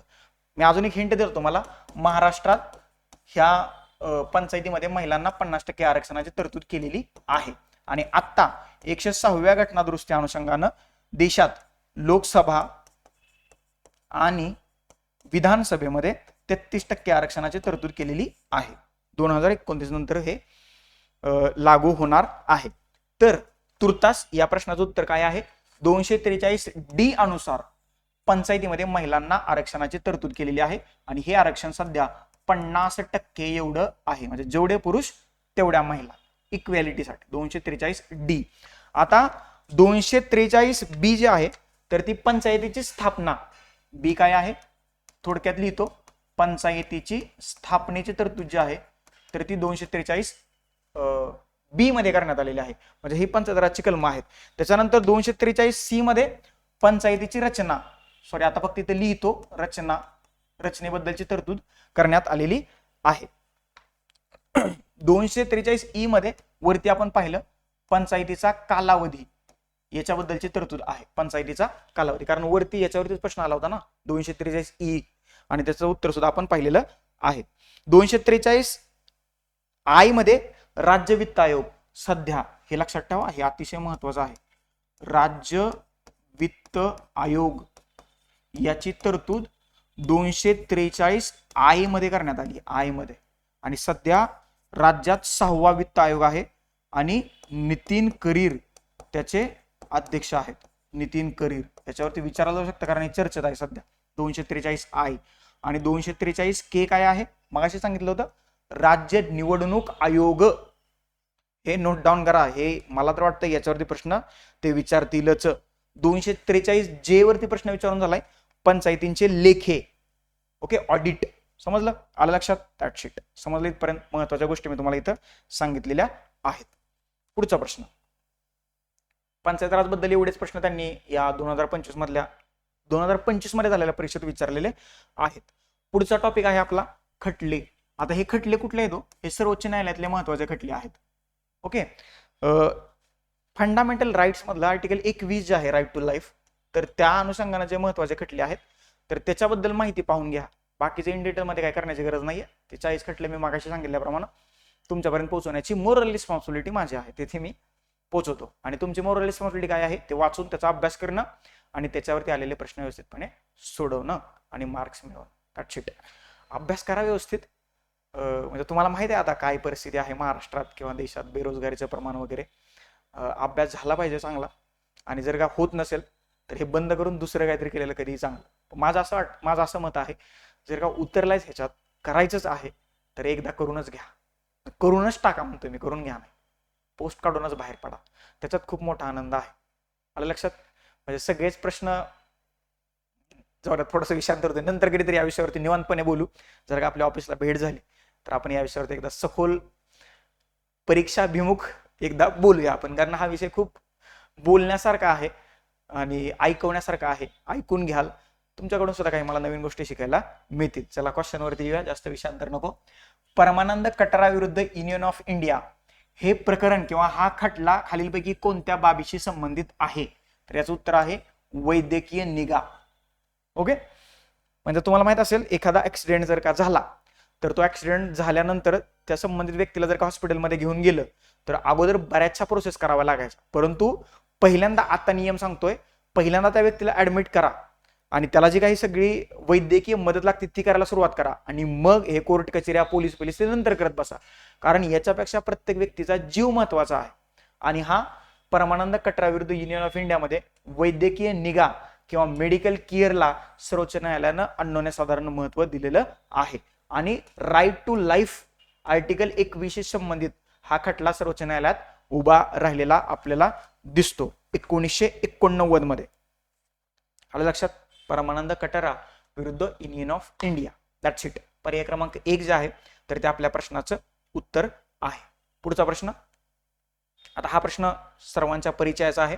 इंदिरा, मी असं का करतोय, मी उत्तर सांगायला लागलोय पहिल्यांदा प्रश्न वाचू. भारतीय सर्वोच्च न्यायालयाच्या कोणत्या ऐतिहासिक निकालाने इतर मागासवर्गातील म्हणजे अदर बॅकवर्ड क्लासमधील क्रिमी लेअर ही संकल्पना मांडण्यात आलेली आहे? इंदिरा साहनी विरुद्ध भारत सरकार हा 1992चा खटला आहे, लक्षात असावा तुमच्या. अशोक कुमार ठाकूर विरुद्ध भारत सरकार 2008चा खटला आहे हा. त्याच्यानंतर यम नागराज विरुद्ध भारत सरकार 2006चा खटला आहे हा. आणि केशवानंद भारती विरुद्ध केरळ राज्य 1973चा खटला हे आहे. क्रिमी लेअरची संकल्पना या इंदिरा साहनी विरुद्ध भारत सरकार खटल्यामध्ये 1992 साली सर्वोच्च न्यायालयानं मांडलेली आहे. त्याच्या अगोदर नुकतंच मंडल कमिशन आलं होतं बघा, मंडल. आणि भारतीय राजकारणाचं ओबीसीकरण या मंडल कमिशननं झालं असं म्हटलं जातं. जर का तुम्ही पॉलिटिकल सायन्सचे विद्यार्थी असाल म्हणजे एम ला किंवा बी ला, तर तुम्ही या मंडल कमिशन बद्दल वाचलंच असेल.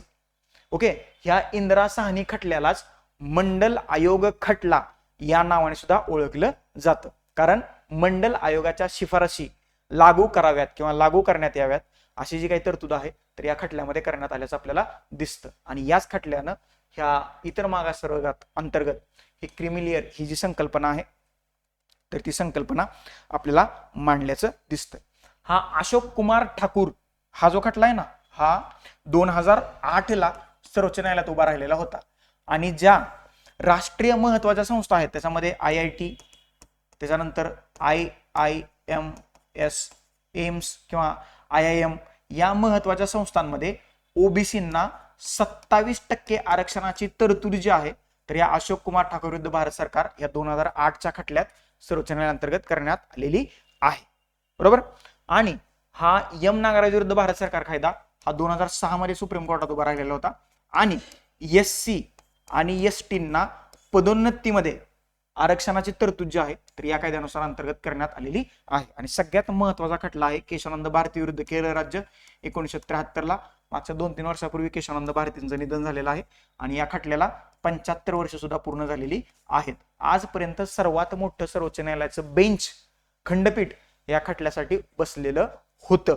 आणि या खटल्याअंतर्गतच भारताच्या राज्यघटनेची मूलभूत संरचना basic structure of Indian constitution ठरवण्यात आलेली आहे. ती रिजिड आहे का? नाही, ती फ्लेक्झिबल आहे. सर्वोच्च न्यायालय काय म्हणतंय, आम्हाला जेव्हा जेव्हा वाटेल की हा भाग राज्यघटनेच्या मूलभूत संरचनेमध्ये अंतर्गत येतो त्यावेळेस तो आम्ही डिक्लेअर करू. येते लक्षात? घटना दुरुस्तीवरती निर्बंध आणण्याचं काम इनडायरेक्टली केशवानंद भारती विरुद्ध केरळ राज्य या खटल्याअंतर्गत करण्यात आलेलं आहे. सर्वोच्च न्यायालय आणि बेसिक स्ट्रक्चर लक्षात ठेवा, मूलभूत संरचना. आलं लक्षात? That's it. चलो पुढे जाऊया. बघा आता खटल्याचे 2च क्वेश्चन होते, म्हणजे या वर्षात त्यांनी 2च प्रश्न विचारलेले आहेत. आता सगळ्यात महत्वाचा आणि तुमचा आवडता विषय जो आहे तर तो आहे पाठांतराचा भाग, कलमे आणि परिशिष्ट. मे बी याच्यावरती सर्वाधिक जास्त प्रश्न आहेत. 11 वगैरे काहीतरी याच्यावरती प्रश्न आहेत. 11 प्रश्न आहेत. परंतु हे थोडंसं फास्ट फॉरवर्ड घेऊया, कारण हे तुम्ही कधी ना कधी हे वाचले. काही जणांचे पाठ असतील, काही जण मला सुद्धा सांगते सर हे नाही हे बरोबर आहे, ते नाही हे बरोबर आहे. तर थोडंसं आपण फास्ट जाऊया. मागच्याच एक्सप्लेनेशन मध्ये मी तुम्हाला काय सांगितलेलं आहे, ह्या अनुसूच्या म्हणजेच परिशिष्ट, अनुसूची म्हणजेच परिशिष्ट आणि त्याला इंग्लिशमध्ये शेड्यूल असं म्हटलं जातं किंवा स्केड्यूल काय म्हणाच ते म्हणा, शेड्यूल म्हणा, स्केड्यूल म्हणा, काही म्हणा, नाहीतर मग मराठीत अनुसूची म्हणा. ही राज्यशास्त्राची परिभाषा आहे अनुसूचीवाली. आणि परिशिष्ट ही आपल्या दररोजच्या बोलीभाषेतला तो शब्द आहे. तर राज्यघटनेत एकूण 12 अनुसूच्या परिशिष्ट किंवा शेड्यूल आहेत. तर त्याच्यातलं त्यांनी काय विचारले, भारतीय राज्यघटनेच्या कोणत्या अनुसूचीमध्ये प्रत्येक घटक राज्य व केंद्रशासित प्रदेशासाठी राज्यसभेतील जागा वाटपाबाबतची तरतूद करण्यात आलेली आहे. मगाशी सांगितले तुम्हाला 4थं परिशिष्ट जे आहे त्याच्यामध्ये हे तरतूद करण्यात आलेली आहे. 4थं परिशिष्टामध्ये.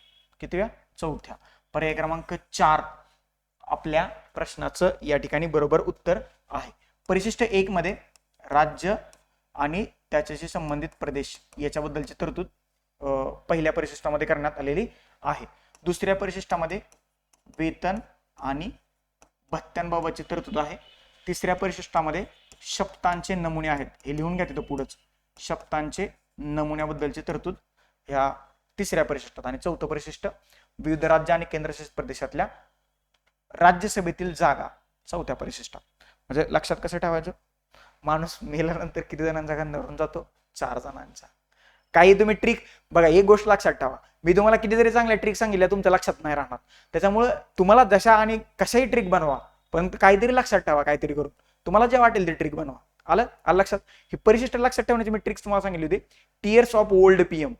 आता हे इंग्लिशमध्ये आहे, इंग्लिशमध्ये थोडंसं अवघड आहे, त्याच्यामुळे मराठीत जसं तुम्हाला वाटतंय तसं तुम्ही लक्षात ठेवा. त्याच्याबद्दल मी तुम्हाला काय सांगणार नाही, कारण काही लोक एवढ्या चांगल्या ट्रिक्स बनवतात की त्या ओपनली सांगायला सुद्धा थोडीशी भीती वाटते. आलं लक्षात. म्हणजे एवढ्या चांगल्या असतात त्या. त्याच्यामुळं बघा, ज्याच्याचे ते ट्रिक आहे, म्हणजे त्या ट्रिकच्या माध्यमातून तुम्ही उत्तरापर्यंत पोहोचू शकत असाल किंवा पोहोचत असाल तर त्याच्यावरती ऑब्जेक्शन घेणारा मी कोण. त्याच्यामुळे बनवा, काही बनवा, पण उत्तरापर्यंत पोहोचा, ते सगळ्यात महत्वाचं आहे. इंटरेस्टिंग प्रश्न आहे हा. काय म्हणतोय बघा, घटनादुरुस्ती संबंधित असणारा अजून एक अतिशय महत्वाचा आणि मला हा आवडणारा प्रश्न. याच्यावरती मी आपल्या टेस्ट सिरीज मध्ये पण प्रश्न डिझाईन केला होता. सध्या भारतीय राज्यघटनेच्या 8व्या परिशिष्टामध्ये 22 भाषा आहेत का? 8वं परिशिष्ट भाषा संबंधी आहेत. सध्या 22 भाषा आहेत का? अब्सोल्युटली करेक्ट आहे, 22 भाषा आहेत. त्यापैकी कोकणी, नेपाळी या भाषांचा समावेश 92वी घटनादुरुस्ती अधिनियम 2003 नुसार करण्यात आलेला आहे. आपल्याला काय करायचं, योग्य विधान ओळखायचं आहे. तर ही 92वी घटनादुरुस्ती नव्हती, ही 72वी घटनादुरुस्ती होती की जी 1992 साली करण्यात आली होती.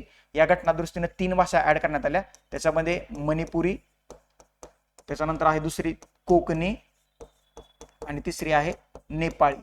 या 3 भाषांचा समावेश 72वी घटनादुरुस्ती 1992 नुसार 8व्या अनुसूचित करण्यात आला. ब विधान चुकीचं आहे. पर्याय क्रमांक 1 जो आहे तर आपल्या प्रश्नाचा उत्तर आहे. 92व्या घटनादुरुस्तीने 4 भाषा ऍड करण्यात आल्या. कुठल्या कुठल्या?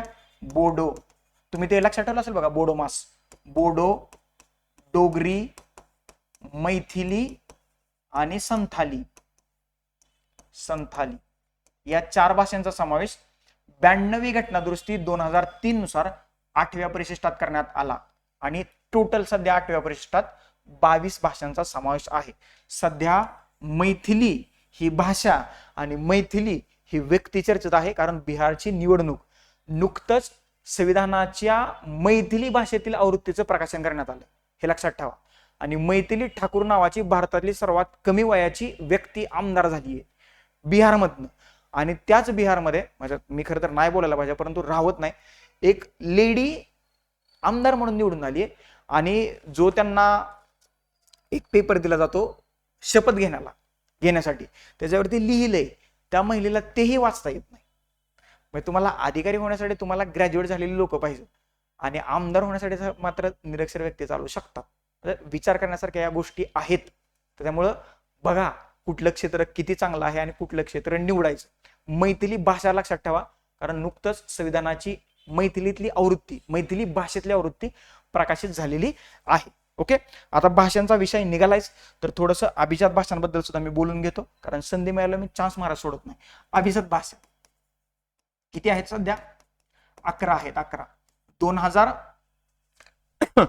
म्हणजे आत्ताच काही 5 नवीन अभिजात भाषा ज्या आहेत तर त्या 2024 मध्ये राज्यघटनेत ऍड करण्यात आलेल्या आहेत. त्याच्यामध्ये आपली पहिल्यांदा मराठी घेऊया आपण, त्याच्यानंतर पाली आहे, मराठी, पाली, प्राकृत, बंगाली आणि आसामी. या 5 भाषांचा समावेश 2024 मध्ये अभिजात भाषा म्हणून करण्यात आलेला आहे. सध्या भारताच्या राज्यघटनेत 11 अभिजात भाषा आहेत. पहिली अभिजात भाषा 2004 मध्ये एका भाषेला अभिजात भाषा म्हणून पहिल्यांदा 2004 मध्ये दर्जा देण्यात आलेला होता. ती अभिजात भाषा कोणती? याही प्रश्नाचं उत्तर तुम्ही आज कमेंट बॉक्समध्ये कमेंट करायचं आहे. बघू किती जणांना अभ्यास म्हणजे व्यवस्थितपणे करताय. आणि या 5 भाषा लक्षात ठेवा की या 5 भाषांना 2024 मध्ये निवडणुकीच्या पार्श्वभूमीवरती अभिजात भाषा म्हणून दर्जा देण्यात आलेला आहे. मराठी, पाली, प्राकृत, आसामी आणि बंगाली. ओके, आलं लक्षात. या 5 भाषा महत्वाच्या आहेत. That's it. ओके, त्याचं उत्तर तुम्ही कमेंट बॉक्समध्ये कमेंट करायचं आहे. पुढे जाऊया. पुढचा प्रश्न, ग्रामपंचायतीचं संघटन हा विषय भारतीय राज्यघटनेच्या डॅश डॅश अनुच्छेदात आहे. ग्रामपंचायतीचं संघटनाचा विषय कुठं आहे? याचं उत्तर सगळ्यांनाच माहित आहे. डीपीएसपी मध्ये कलम 40 आणि हे गांधीवादी डीपीएसपी आहे. गांधीवादी हे लक्षात ठेवा. राज्य धोरणाचे मार्गदर्शक तत्वे अंतर्गत या ग्रामपंचायतीचं संघटन केलं जातं. कलम 40. कलम 44 आहे का इथं? नाहीये. समान नागरी कायदा हे लक्षात ठेवा, हे खूप महत्वाचं आहे. 39 तुम्हाला आता 39A माहित असेल बघा. काय आहे? कायदेशीर मोफत सहाय्याची तरतूद जी आहे तर 39A मध्ये करण्यात आलेली आहे. याच्यावरती प्रश्न आयोगाने ऑलरेडी विचारलेला आहे. आणि 39 काय आहे, राज्य संस्थेने पाठपुरावा करावा अशी धोरणाची विशिष्ट तत्वे 39 मध्ये मांडण्यात आलेली आहेत. ओके. 42 मध्ये कामाच्या ठिकाणी रास्त वागणूक आणि मातृत्व काय म्हणतो आपण त्याला देखभाल वगैरे याच्या तरतुदी 42 मध्ये करण्यात आलेल्या आहेत. आणि 41 मध्ये आहे तर कामाचा शिक्षणाचा हक्क. ओके. आणि लोकसहभागाच्या तरतुदी 41 मध्ये करण्यात आलेल्या आहेत. समजलं. DPSP बद्दल आहे सगळं. Directive principle of state policy कलम 36 ते 51 भाग 4 हे पाठ झालं असेल एवढ्या वेळेला मी तुम्हाला सांगितलंय. याचं उत्तर आहे पर्याय क्रमांक 2. तेही मी तुम्हाला सुरुवातीला सांगितलं. चलो पुढे जाऊया. पुढचा प्रश्न बघा. कोणती अनुसूची केंद्र आणि राज्यांमधील अधिकारांच्या विभाजनाशी संबंधित आहे? कुठली? 7वी अनुसूची. 7व्या अनुसूची अंतर्गत 7व्या परिशिष्टा अंतर्गत किंवा अनुसूची अंतर्गत 3 सूच्या निर्माण करण्यात आलेल्या आहेत. पहिली आहे केंद्र सूची, दुसरी आहे राज्य सूची आणि तिसरी आहे समवर्ती सूची.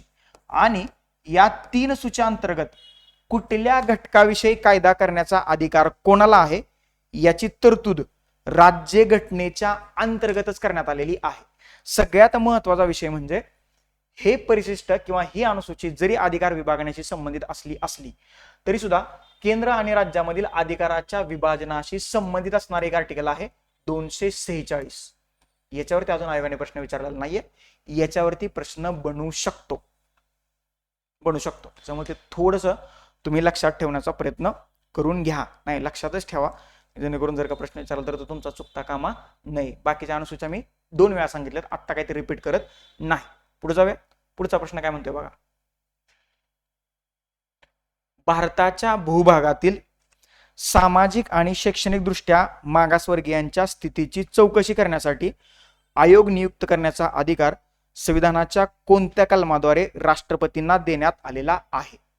मागास आणि शैक्षणिक दृष्ट्या सामाजिक आणि शैक्षणिक दृष्ट्या मागास प्रवर्गाच्या स्थितीचा आढावा किंवा चौकशी करण्यासाठी राष्ट्रपतींना आयोग स्थापन करण्याचा अधिकार कुठल्या कलमांतर्गत देण्यात आला? या प्रश्नाचं उत्तर आहे कलम 340 ओबीसी. ओके. त्यांच्या सामाजिक आणि शैक्षणिक दृष्ट्या मागास प्रवर्ग जो आहे तर त्यांच्या स्थितीची चौकशी करण्यासाठी कलम 340 अंतर्गत राष्ट्रपतींना अधिकार देण्यात आलेला आहे. 342 मध्ये एसटी बद्दलची तरतूद आहे आणि 341 मध्ये एससी बद्दलची तरतूद आहे. हे लक्षात ठेवा. ही 2 कलम महत्वाची आहेत. कलम 344 अंतर्गत कार्यालयीन भाषेबाबत संसदेच्या समितीची तरतूद 344 मध्ये करण्यात आलेली आहे. हेही लक्षात ठेवा, एक्स्ट्राची माहिती. आणि कलम 339 जे आहे तर त्याच्यामध्ये अनुसूचित जातींचा प्रदेश आणि अनुसूचित जातीचं प्रशासन याच्याबद्दलच्या तरतुदी कलम 339 मध्ये करण्यात आलेल्या आहेत. हे डिटेलमध्ये का सांगतोय, शेवटी तुम्ही जी पुस्तकाच्या शेवटी जी मी काही कलम दिलेले आहेत एकत्रितपणे तर ती एकदाच तुम्ही वाचून टाका, जास्त टेन्शनच नका. ओके. समजतंय? आलं लक्षात? चलो पुढे जाऊया. पुढचा प्रश्न. खालीलपैकी योग्य विधाने ओळखा. ओळखली का? ओळखली असतील अगोदरच. बघा पहिलं विधान काय बघा. उपराष्ट्रपती हे राज्यसभेचे पदसिद्ध सभापती असतील व ते कोणतेही अन्य लाभाचे पद धारण करणार नाहीत. सभापती म्हणतात इथं किंवा कधी कधी इथं अध्यक्षही म्हणतात, त्यामुळे दोन्हीचा अर्थ जवळजवळ एकच आहे. पहिलं विधान बरोबर आहे. उपराष्ट्रपती जेव्हा अनुच्छेद 65 अन्वये राष्ट्रपती म्हणून कार्य करतील किंवा राष्ट्रपतींचे कार्य पार पाडतील तेव्हा असा कोणताही कालावधीत ते राज्यसभेच्या सभापती पदाची कर्तव्य पार पाडणार नाहीत. जर का राष्ट्रपती पदावरती नसतील, त्यांचा मृत्यू झाला असेल किंवा बाहेर कुठे जर गेले असतील तर त्यावेळेस जर का उपराष्ट्रपतींना राष्ट्रपतीची कार्य पार पाडावी लागली असतील कलम 65 नुसार तर ते राज्यसभेचा सभापती म्हणून कार्य पार पाडू शकत नाहीत. ब ही विधान या ठिकाणी आपल्याला बरोबर असल्याचं दिसतंय. तिसरं विधान बघा. अशा कोणत्याही कालावधीत जेव्हा उपराष्ट्रपती हे राष्ट्रपती म्हणून कार्य करतील तेव्हा अनुच्छेद 97 अन्वये राज्यसभेच्या सभापतींना प्रदेय असलेले कोणतेही वेतन व भत्ते मिळण्यास हकदार असेल. हे विधान जे आहे तर ते चुकीचं आहे. तुम्ही म्हणणार एवढं मोठं विधान दिले चुकवलंय का? आता ते आयोगाला विचारा का चुकवले. बघा, म्हणजे उपराष्ट्रपती जर का राष्ट्रपती म्हणून कार्य पार पाडत असेल तर त्याला राष्ट्रपती म्हणूनच वेतन मिळतं, त्याला राज्यसभेचा अध्यक्ष किंवा सभापती म्हणून वेतन मिळत नाही. तरी तो हकदार नसेल. एक शब्द फिरवला असता हा प्रश्न बरोबर, म्हणजे हे वाक्य बरोबर आलं असतं. अ आणि ब आपलं उत्तर आहे, कारण ती दोनच विधानं बरोबर आहेत. कलम 97 मध्ये राज्यसभेचा किंवा लोकसभेचा अध्यक्ष, उपाध्यक्ष, सभापती, उपसभापती यांच्या वेतनाची तरतूद कलम 97 मध्ये करण्यात आलेली आहे. हे लक्षात ठेवा. बरोबर आलं लक्षात. पर्याय क्रमांक 1 जे आहे तर आपल्या प्रश्नाचं योग्य उत्तर या ठिकाणी आहे. पहिलं विधान बरोबर आहे, दुसरं विधान बरोबर आहे, तिसरं विधान चुकीचं आहे. कारण उपराष्ट्रपती ज्यावेळेस राष्ट्रपती म्हणून कार्य पार पाडतो तर त्याला राष्ट्रपती म्हणूनच वेतन मिळतं, आणि उपराष्ट्रपतीला उपराष्ट्रपती म्हणून काय काम असतं का? नसतं. त्याला जे काम काय पार पाडायचं असतं तर तो राज्यसभेचा अध्यक्ष किंवा सभापती म्हणूनच काम पार पाडायचं असतं, आणि त्याला जे वेतन किंवा भत्ते किंवा ज्या काय बाकीच्या सगळ्या गोष्टी मिळतात तर त्या राज्यसभेचा सभापती म्हणूनच मिळतात. हेही लक्षात ठेवा. चलो पुढे जाऊया. पुढचा प्रश्न, खालीलपैकी योग्य विधान किंवा विधाने आपल्याला ओळखायची आहेत. कलम 137 अनुच्छेद 137 संसदेने केलेल्या कोणत्याही कायद्याच्या तरतुदींच्या किंवा अनुच्छेद 145 अन्वये करण्यात आलेल्या कोणत्याही नियमांना अधीन राहून सर्वोच्च न्यायालयाला त्याने अधिघोषित केलेला कोणताही न्यायनिर्णय किंवा केलेले आदेश याचं पुनर्विलोकन करण्याचा अधिकार असेल. जर काही तर सरळ सरळ असं म्हटलं असतं, कलम 137 अंतर्गत सर्वोच्च न्यायालयाचा ज्युडिशियल रिव्ह्यू किंवा न्यायिक पुनर्विलोकन करण्याचा अधिकार. एवढं एक्सप्लेनेशन देण्याची काही गरज होती का? नव्हती. हे विधान बरोबर आहे. ज्युडिशियल रिव्ह्यू ची तरतूद करण्यात आलेली आहे. पुढचं बघा कलम काय आहे, पुढचं वाक्य बघा. कलम 141 कलम नाही ते अनुच्छेद, इथं शब्द प्रयोग आहे. अनुच्छेद 141 सर्वोच्च न्यायालयाने घोषित केलेला कायदा भारताच्या राज्य क्षेत्रातील सर्व न्यायालयावरून बंधनकारक असेल अशी तरतूद करतो. तर हेही बरोबर आहे. याचं उत्तर आहे पर्याय क्रमांक 3. अ आणि ब ही दोन्ही विधानं बरोबर आहेत. लक्षात ठेवा, हा प्रश्न सर्वोच्च न्यायालयावरती आलेला आहे, आणि कंबाईनच्या दृष्टीनं आपण जे आयोगाची चौकट तयार केलेली आहे त्याच्यामध्ये हे सर्वोच्च न्यायालयाचा समावेश नाही. परंतु कलमांवरती जर का तुम्हाला प्रश्न विचारला गेला तर त्याचं उत्तर तुमचं चुकता कामा नये. भारताच्या राज्यघटनेमध्ये थोडक्यात जास्तीची माहिती, भाग 5 अंतर्गत कलम 124 ते 147 मध्ये सर्वोच्च न्यायालयाबद्दलची तरतूद करण्यात आलेली आहे. ओके. आणि 1935च्या कायद्यानं फेडरल कोर्ट किंवा संघ न्यायालयाची स्थापना करण्यात आली होती. 1935चा कायदा महत्वाचा आहे. आणि 1937 मध्ये भारताच्या पहिल्या फेडरल कोर्टची स्थापना सुद्धा आपल्याला झाल्याचं दिसतं. आर्टिकल 124 मध्ये सर्वोच्च न्यायालयाची स्थापना आणि निर्मितीची तरतूद करण्यात आलेली आहे, आणि 216 मध्ये उच्च न्यायालयाच्या स्थापनेची तरतूद करण्यात आलेली आहे. 124 आणि 216 या ठिकाणी संपला विषय. चलो पुढे जाऊया. पुढचा प्रश्न काय म्हणतोय बघा. अनुच्छेद 370 अंतर्गत कोणत्या राज्याला विशेष दर्जा दिलेला आहे? पण आता हा विशेष दर्जा जो आहे दिलेला होता होता, म्हणजे सध्या काय आहे तर सध्या तो विशेष दर्जा काढून घेण्यात आलेला आहे. तर जम्मू काश्मीरला पर्याय क्रमांक 3 हे आपल्या प्रश्नाचं उत्तर आहे. राज्यसेवेला 371च्या अनुषंगाने एक प्रश्न विचारलेला होता, स्पेशल स्टेटस 371. याच्यामध्ये महाराष्ट्र आहे का? महाराष्ट्र पहिल्यांदा याच्यामध्ये. गोवा, मणिपूर या दोन राज्यांना कलम 371 अंतर्गत स्पेशल स्टेटस जे आहे तर ते देण्यात आलेलं आहे. 371 मध्ये गोव्याचा समावेश आहे, आणि 371 मध्ये मणिपूरचा समावेश आहे. बिहारची मागणी चालू आहे स्पेशल स्टेटसची. जर का तुम्ही सोनी लाईव्ह वरची किंवा लिव्ह वरची महाराणी नावाची सिरीज जर का तुम्ही पाहत असाल तर त्याच्यामध्ये या स्पेशल स्टेटस बद्दल बिहारच्या चर्चा झालेली आहे. चांगल्या वेब सिरीज नक्की पाहत चला. म्हणजे स्पेशल ऑप्स, फॅमिली मॅन, महाराणी ह्या बेस्ट वेब सिरीज वाटतात की ज्याच्यामध्ये आपल्याला काहीतरी शिकायला मिळेल. भारताची व्यवस्था, कधी कधी स्पाय सिस्टीम कशी चालते, इलेक्शनची सिस्टीम कशी चालते, स्पेशल स्टेटसचा काय रोल असतो, इलेक्शन घटना घडामोडी घडतात कशा. चांगल्या वेब सिरीज नक्की, चांगल्या गोष्टी नक्की पहा, ऐका, त्या आत्मसात करा, त्याच्यावरती कृती करा, त्याच्यावरती ऍक्शन करा, पण करा. चांगलं काहीतरी करणं गरजेचं आहे.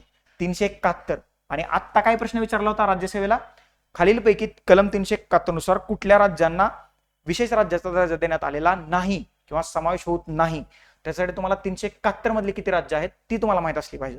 या प्रश्नाच्या बाबतीत बोलायचं झालं तर गोवा आणि मणिपूर ही दोन राज्य 371 अंतर्गत येतात. राज्यसेवेला तसा प्रश्न विचारतील का याच्याबद्दल कंबाईनला तसा प्रश्न विचारतील का याच्याबद्दल मात्र मला थोडीशी शंका आहे.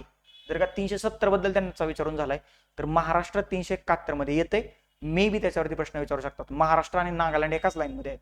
Okay, that's it. त्याच्यामुळे तेवढं थोडंसं तुम्ही पाहून घेतलं तर मला बरं वाटेल तुमचा प्रश्न बरोबर आल्यानंतर.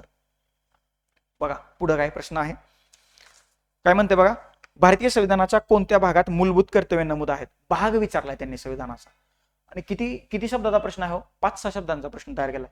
भाग 4A मध्ये ही मूलभूत कर्तव्य आहेत. त्याच्यातलं कलम कुठला आहे 51A मध्ये. भाग 3 काय आहे सगळ्यांनाच माहित आहे. भाग 3 मध्ये फंडामेंटल राईट्स आहेत 12 ते 35. भाग 5 मध्ये काय आहे, केंद्र सरकारबद्दलच्या तरतूद आहेत.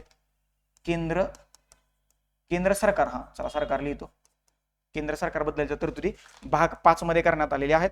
कलम 52 ते 151. भाग 9 जे आहे तर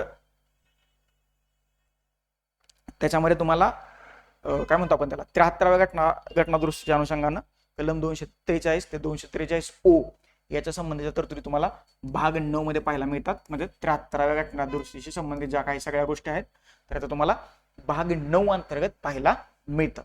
एकूण राज्यघटनेत 22 भाग आहेत. सगळे भाग पकडून ती जी संख्या आहे तर ती 29 एवढी झाल्याचं आपल्याला दिसते, परंतु मूळ 22 भाग आपल्याला पाहायला मिळतात. समजलं. या प्रश्नाचं उत्तर आहे पर्याय क्रमांक 2 भाग 4A. रोमन लिपीतले हे अंक आहेत, त्याच्यामुळे कन्फ्यूज व्हायचं नाही. हे सगळे भाग तुम्हाला माझ्या पुस्तकाच्या शेवटी मी तुम्हाला एकत्रितपणे करून दिलेले आहेत. पुढचा प्रश्न, अनुसूची 8 मध्ये आत्ताच त्याच्याबद्दल ते बोललोय. अनुसूची 8 मध्ये किती भाषांचा समावेश आहे, तर अनुसूची 8 मध्ये सध्या एकूण 22 भाषांचा समावेश करण्यात आलेला आहे किंवा 22 भाषा अनुसूची 8 मध्ये आहेत. सरळ प्रश्न आहे, त्यामुळे याच्यात काय वाकडे तिकडे काय घुसण्याची गरज नाहीये. आणि मागच्या प्रश्नाचं एक्सप्लेनेशन करताना याच्याशी संबंधित 71वी घटना दुरुस्ती आणि 92वी घटना दुरुस्ती ह्याच्याबद्दल मी तुम्हाला माहिती दिलेली आहे, ते तुम्ही थोडंसं पाहून घेणं गरजेचं आहे. 8व्या अनुसूचीमध्ये 22 भाषा आहेत हे लक्षात ठेवा. आणि देशात क्लासिकल किंवा अभिजात भाषांची संख्या किती आहे हो, तर ती आहे 11. 22 भाषांमध्ये 8व्या अनुसूचित मराठी आहे का, तर मराठी आहे. अभिजात भाषा म्हणून मराठी आहे का, तर मराठी सुद्धा आहे, हे लक्षात ठेवा. इंडो आर्यन गटातली मराठी भाषा आहे. जगात ज्या सर्वाधिक 15 भाषा बोलल्या जातात तर त्याच्यामध्ये माझी मराठी आहे, ही अभिमानाची गोष्ट आहे, लक्षात ठेवा. लक्षात, इंडो आर्यन गटातली भाषा आहे. जर का मराठी भाषेवरती त्याचा प्रश्न विचारायचा झाला तर ते पॉलिटीच्या दृष्टीने सुद्धा विचारू शकतात ते, किंवा हिस्ट्रीच्या दृष्टीनं की मराठी ही भाषा कुठल्या भाषिक गटातली आहे, तर इंडो आर्यन, हे लक्षात ठेवा. दॅट्स इट, संपला विषय. चलो पुढे जाऊया. पुढचा प्रश्न बघा, संसद सदस्यांना, प्रश्न काय बघा, इंटरेस्टिंग प्रश्न आहे हा. संसद सदस्यांना संसदेत भाषण करण्याच्या स्वातंत्र्याला कोणत्या अनुच्छेदात संरक्षण दिलेलं आहे, तर याचं उत्तर आहे पर्याय क्रमांक 1 105 अंतर्गत. आता हा काय म्हणतो आर्टिकल 19 शी संबंधित असणारा सुद्धा खटला आहे. म्हणजे संसदेत जे काही बोललं जातं, म्हणजे तुम्ही ते माहिती आहे तुम्हाला, ते कधी कधी शिव्या पण द्यायला लागतात आपण निवडून दिलेले सो कॉल्ड लोकप्रतिनिधी, तर त्याच्याबद्दल कुठल्याही न्यायालयात तुम्हाला काही खटला वगैरे दाखल करता येत नाही. आलं लक्षात, कारण ते लोकप्रतिनिधी आहेत, तिथे ते जनतेचे प्रश्न मांडतात आणि जनतेचे प्रश्न मांडताना जर का काय होत असेल तर त्याच्या विरोधात तुम्हाला न्यायालयात जाता येत नाही. त्याच्यामुळे ते म्हणतात बघा, रेकॉर्डवरनं काढून टाका. रेकॉर्डवरनं काढून टाका म्हणजे काय येतं, तुमच्या माहितीसाठी सांगतो. म्हणजे मला विधानसभेचं जे हिवाळी अधिवेशन आहे, महाराष्ट्राच्या विधिमंडळाचं जे हिवाळी अधिवेशन आहे, तर ज्यावेळेस मी MA करत होतो तर त्यावेळेस आम्हाला त्या अधिवेशनात 8 दिवस सहभागी होता आलं.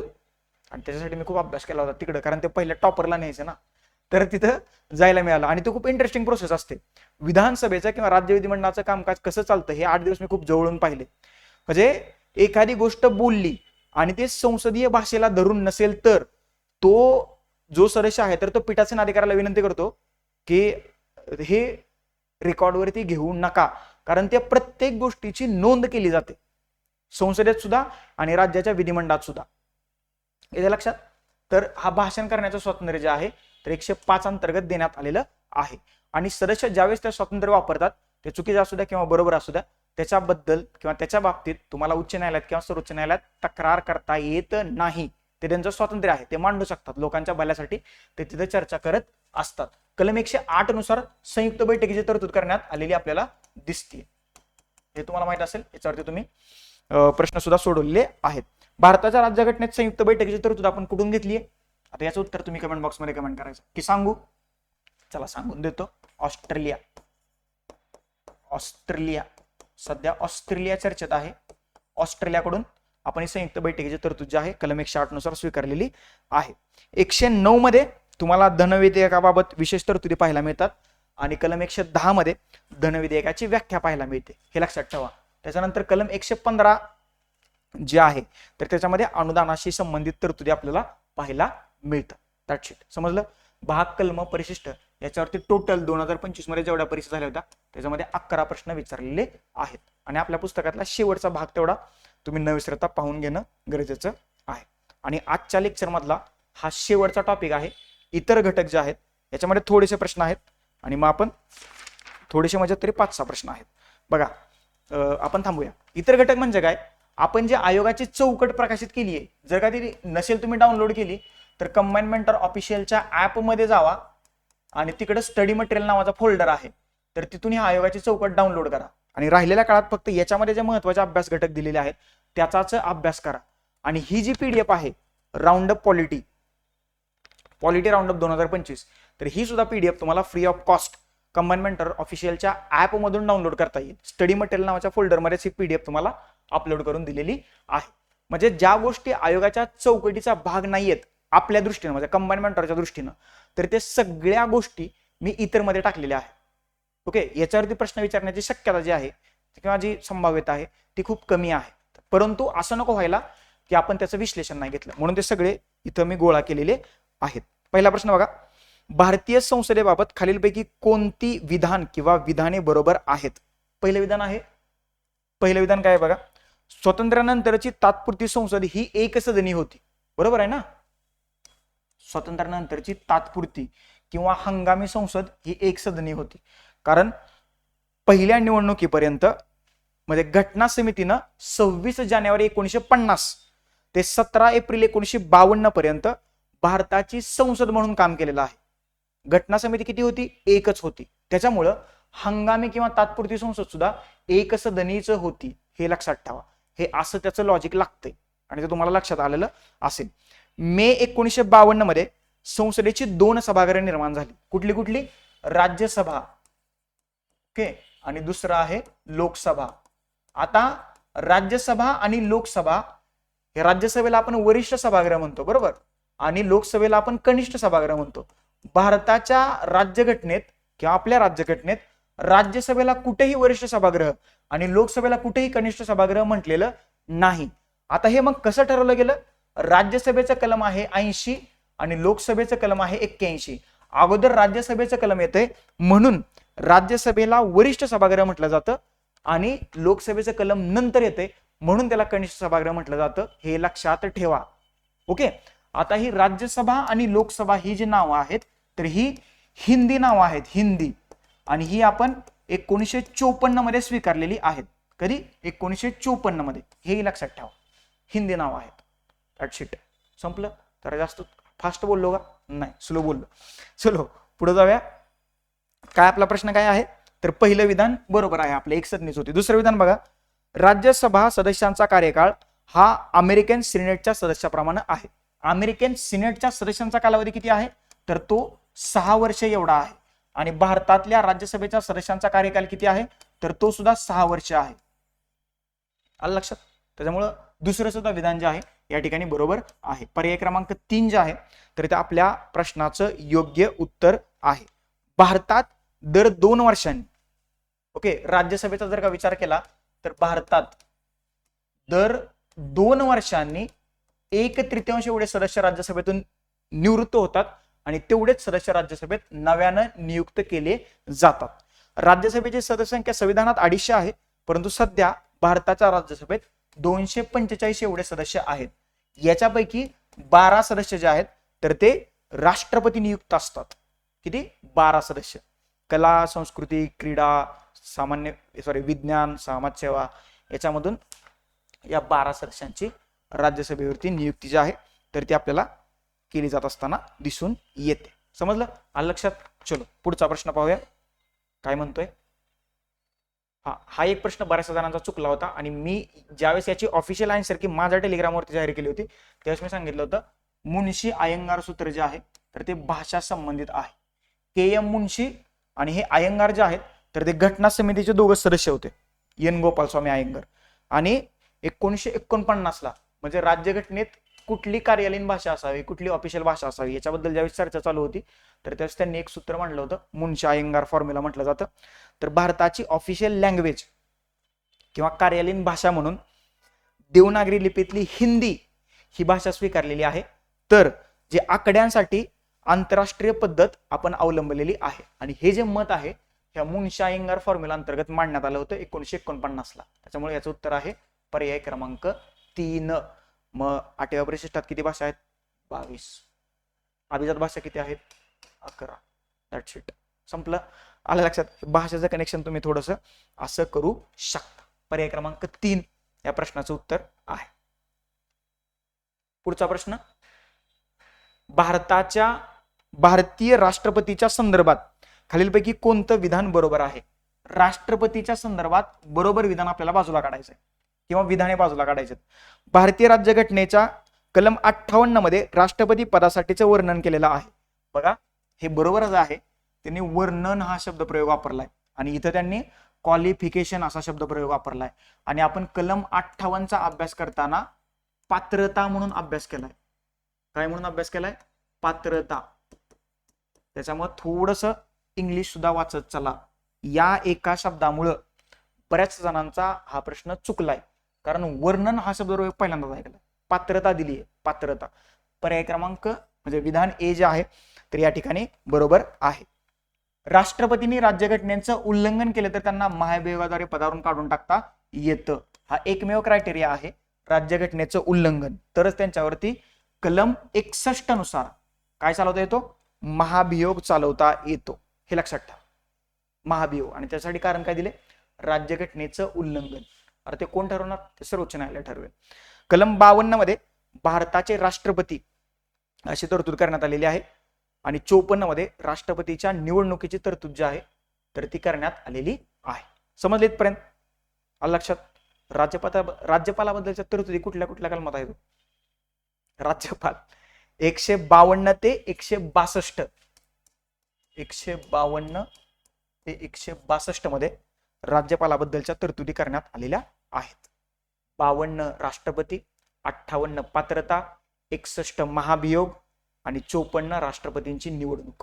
ही कलम राष्ट्रपतीच्या दृष्टीने महत्वाचे आहेत, ते तुम्ही लक्षात ठेवा. संपला विषय. तर याचं उत्तर आहे काय करायचं होतं आपल्याला? बरोबर विधान. तर पर्याय 2 या प्रश्नाचं योग्य उत्तर आहे. दोन्हीच्या दोन्ही विधानं या ठिकाणी बरोबर आहेत. कशी ते मी तुम्हाला इथं सांगितलेलं आहे. पुढचा प्रश्न काय म्हणतोय बघा. क्वेश्चन नंबर 4 संपलाय जवळजवळ. शेवटचे 2 प्रश्न आणि मग आपण थांबतोय. सर्वोच्च न्यायालयाच्या मुख्यतर न्यायाधीशांच्या संख्येत वाढ करण्यासाठी संसदेतील ठराव डॅश डॅश मंजूर करावा लागतो. काय आहे? सर्वोच्च न्यायालयाच्या मुख्यतर न्यायाधीशांच्या संख्येत म्हणजे चीफ जस्टिस ऑफ इंडिया सोडून सध्या किती आहेत? 33 + 34 सॉरी 33 + 1 33 + 1 = 34 न्यायाधीश जे आहेत तर ते सर्वोच्च न्यायालयात आहेत. एक म्हणजे CJI आणि इतर 33 न्यायाधीश.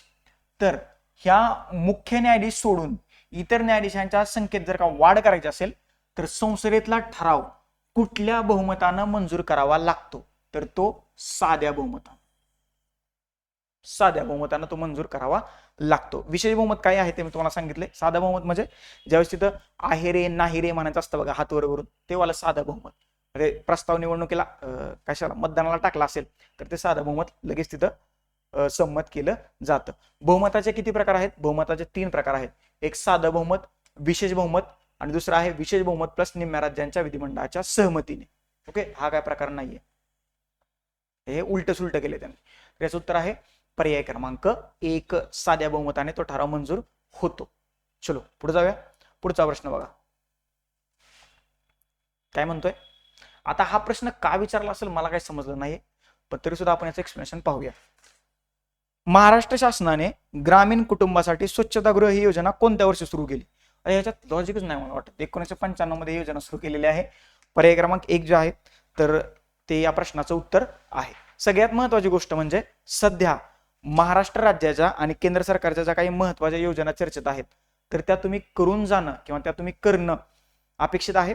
त्याच्यावरती जर का तुमचा प्रश्न आला म्हणजे प्रीला असू द्या किंवा मुख्यला असू द्या तर तो तुमचा चुकता कामा नये, मार्क जाता कामा नयेत अशी माझी प्रामाणिक इच्छा आहे. त्याच्यामुळे ते थोडंसं तुम्ही करून घ्या. 1995 स्वच्छतागृह योजना सुरू करण्यात आली आणि मग आता OBS free India, OBS free Maharashtra वगैरे योजना तिथं आहेत. तर अशा रीतीनं 2024 गट ब आणि गट क पूर्व प्लस मुख्य परीक्षेत जे पॉलिटीचे 60 प्रश्न विचारण्यात आले होते तर त्याचं विश्लेषण तुम्हाला मी इथं केलेलं आहे.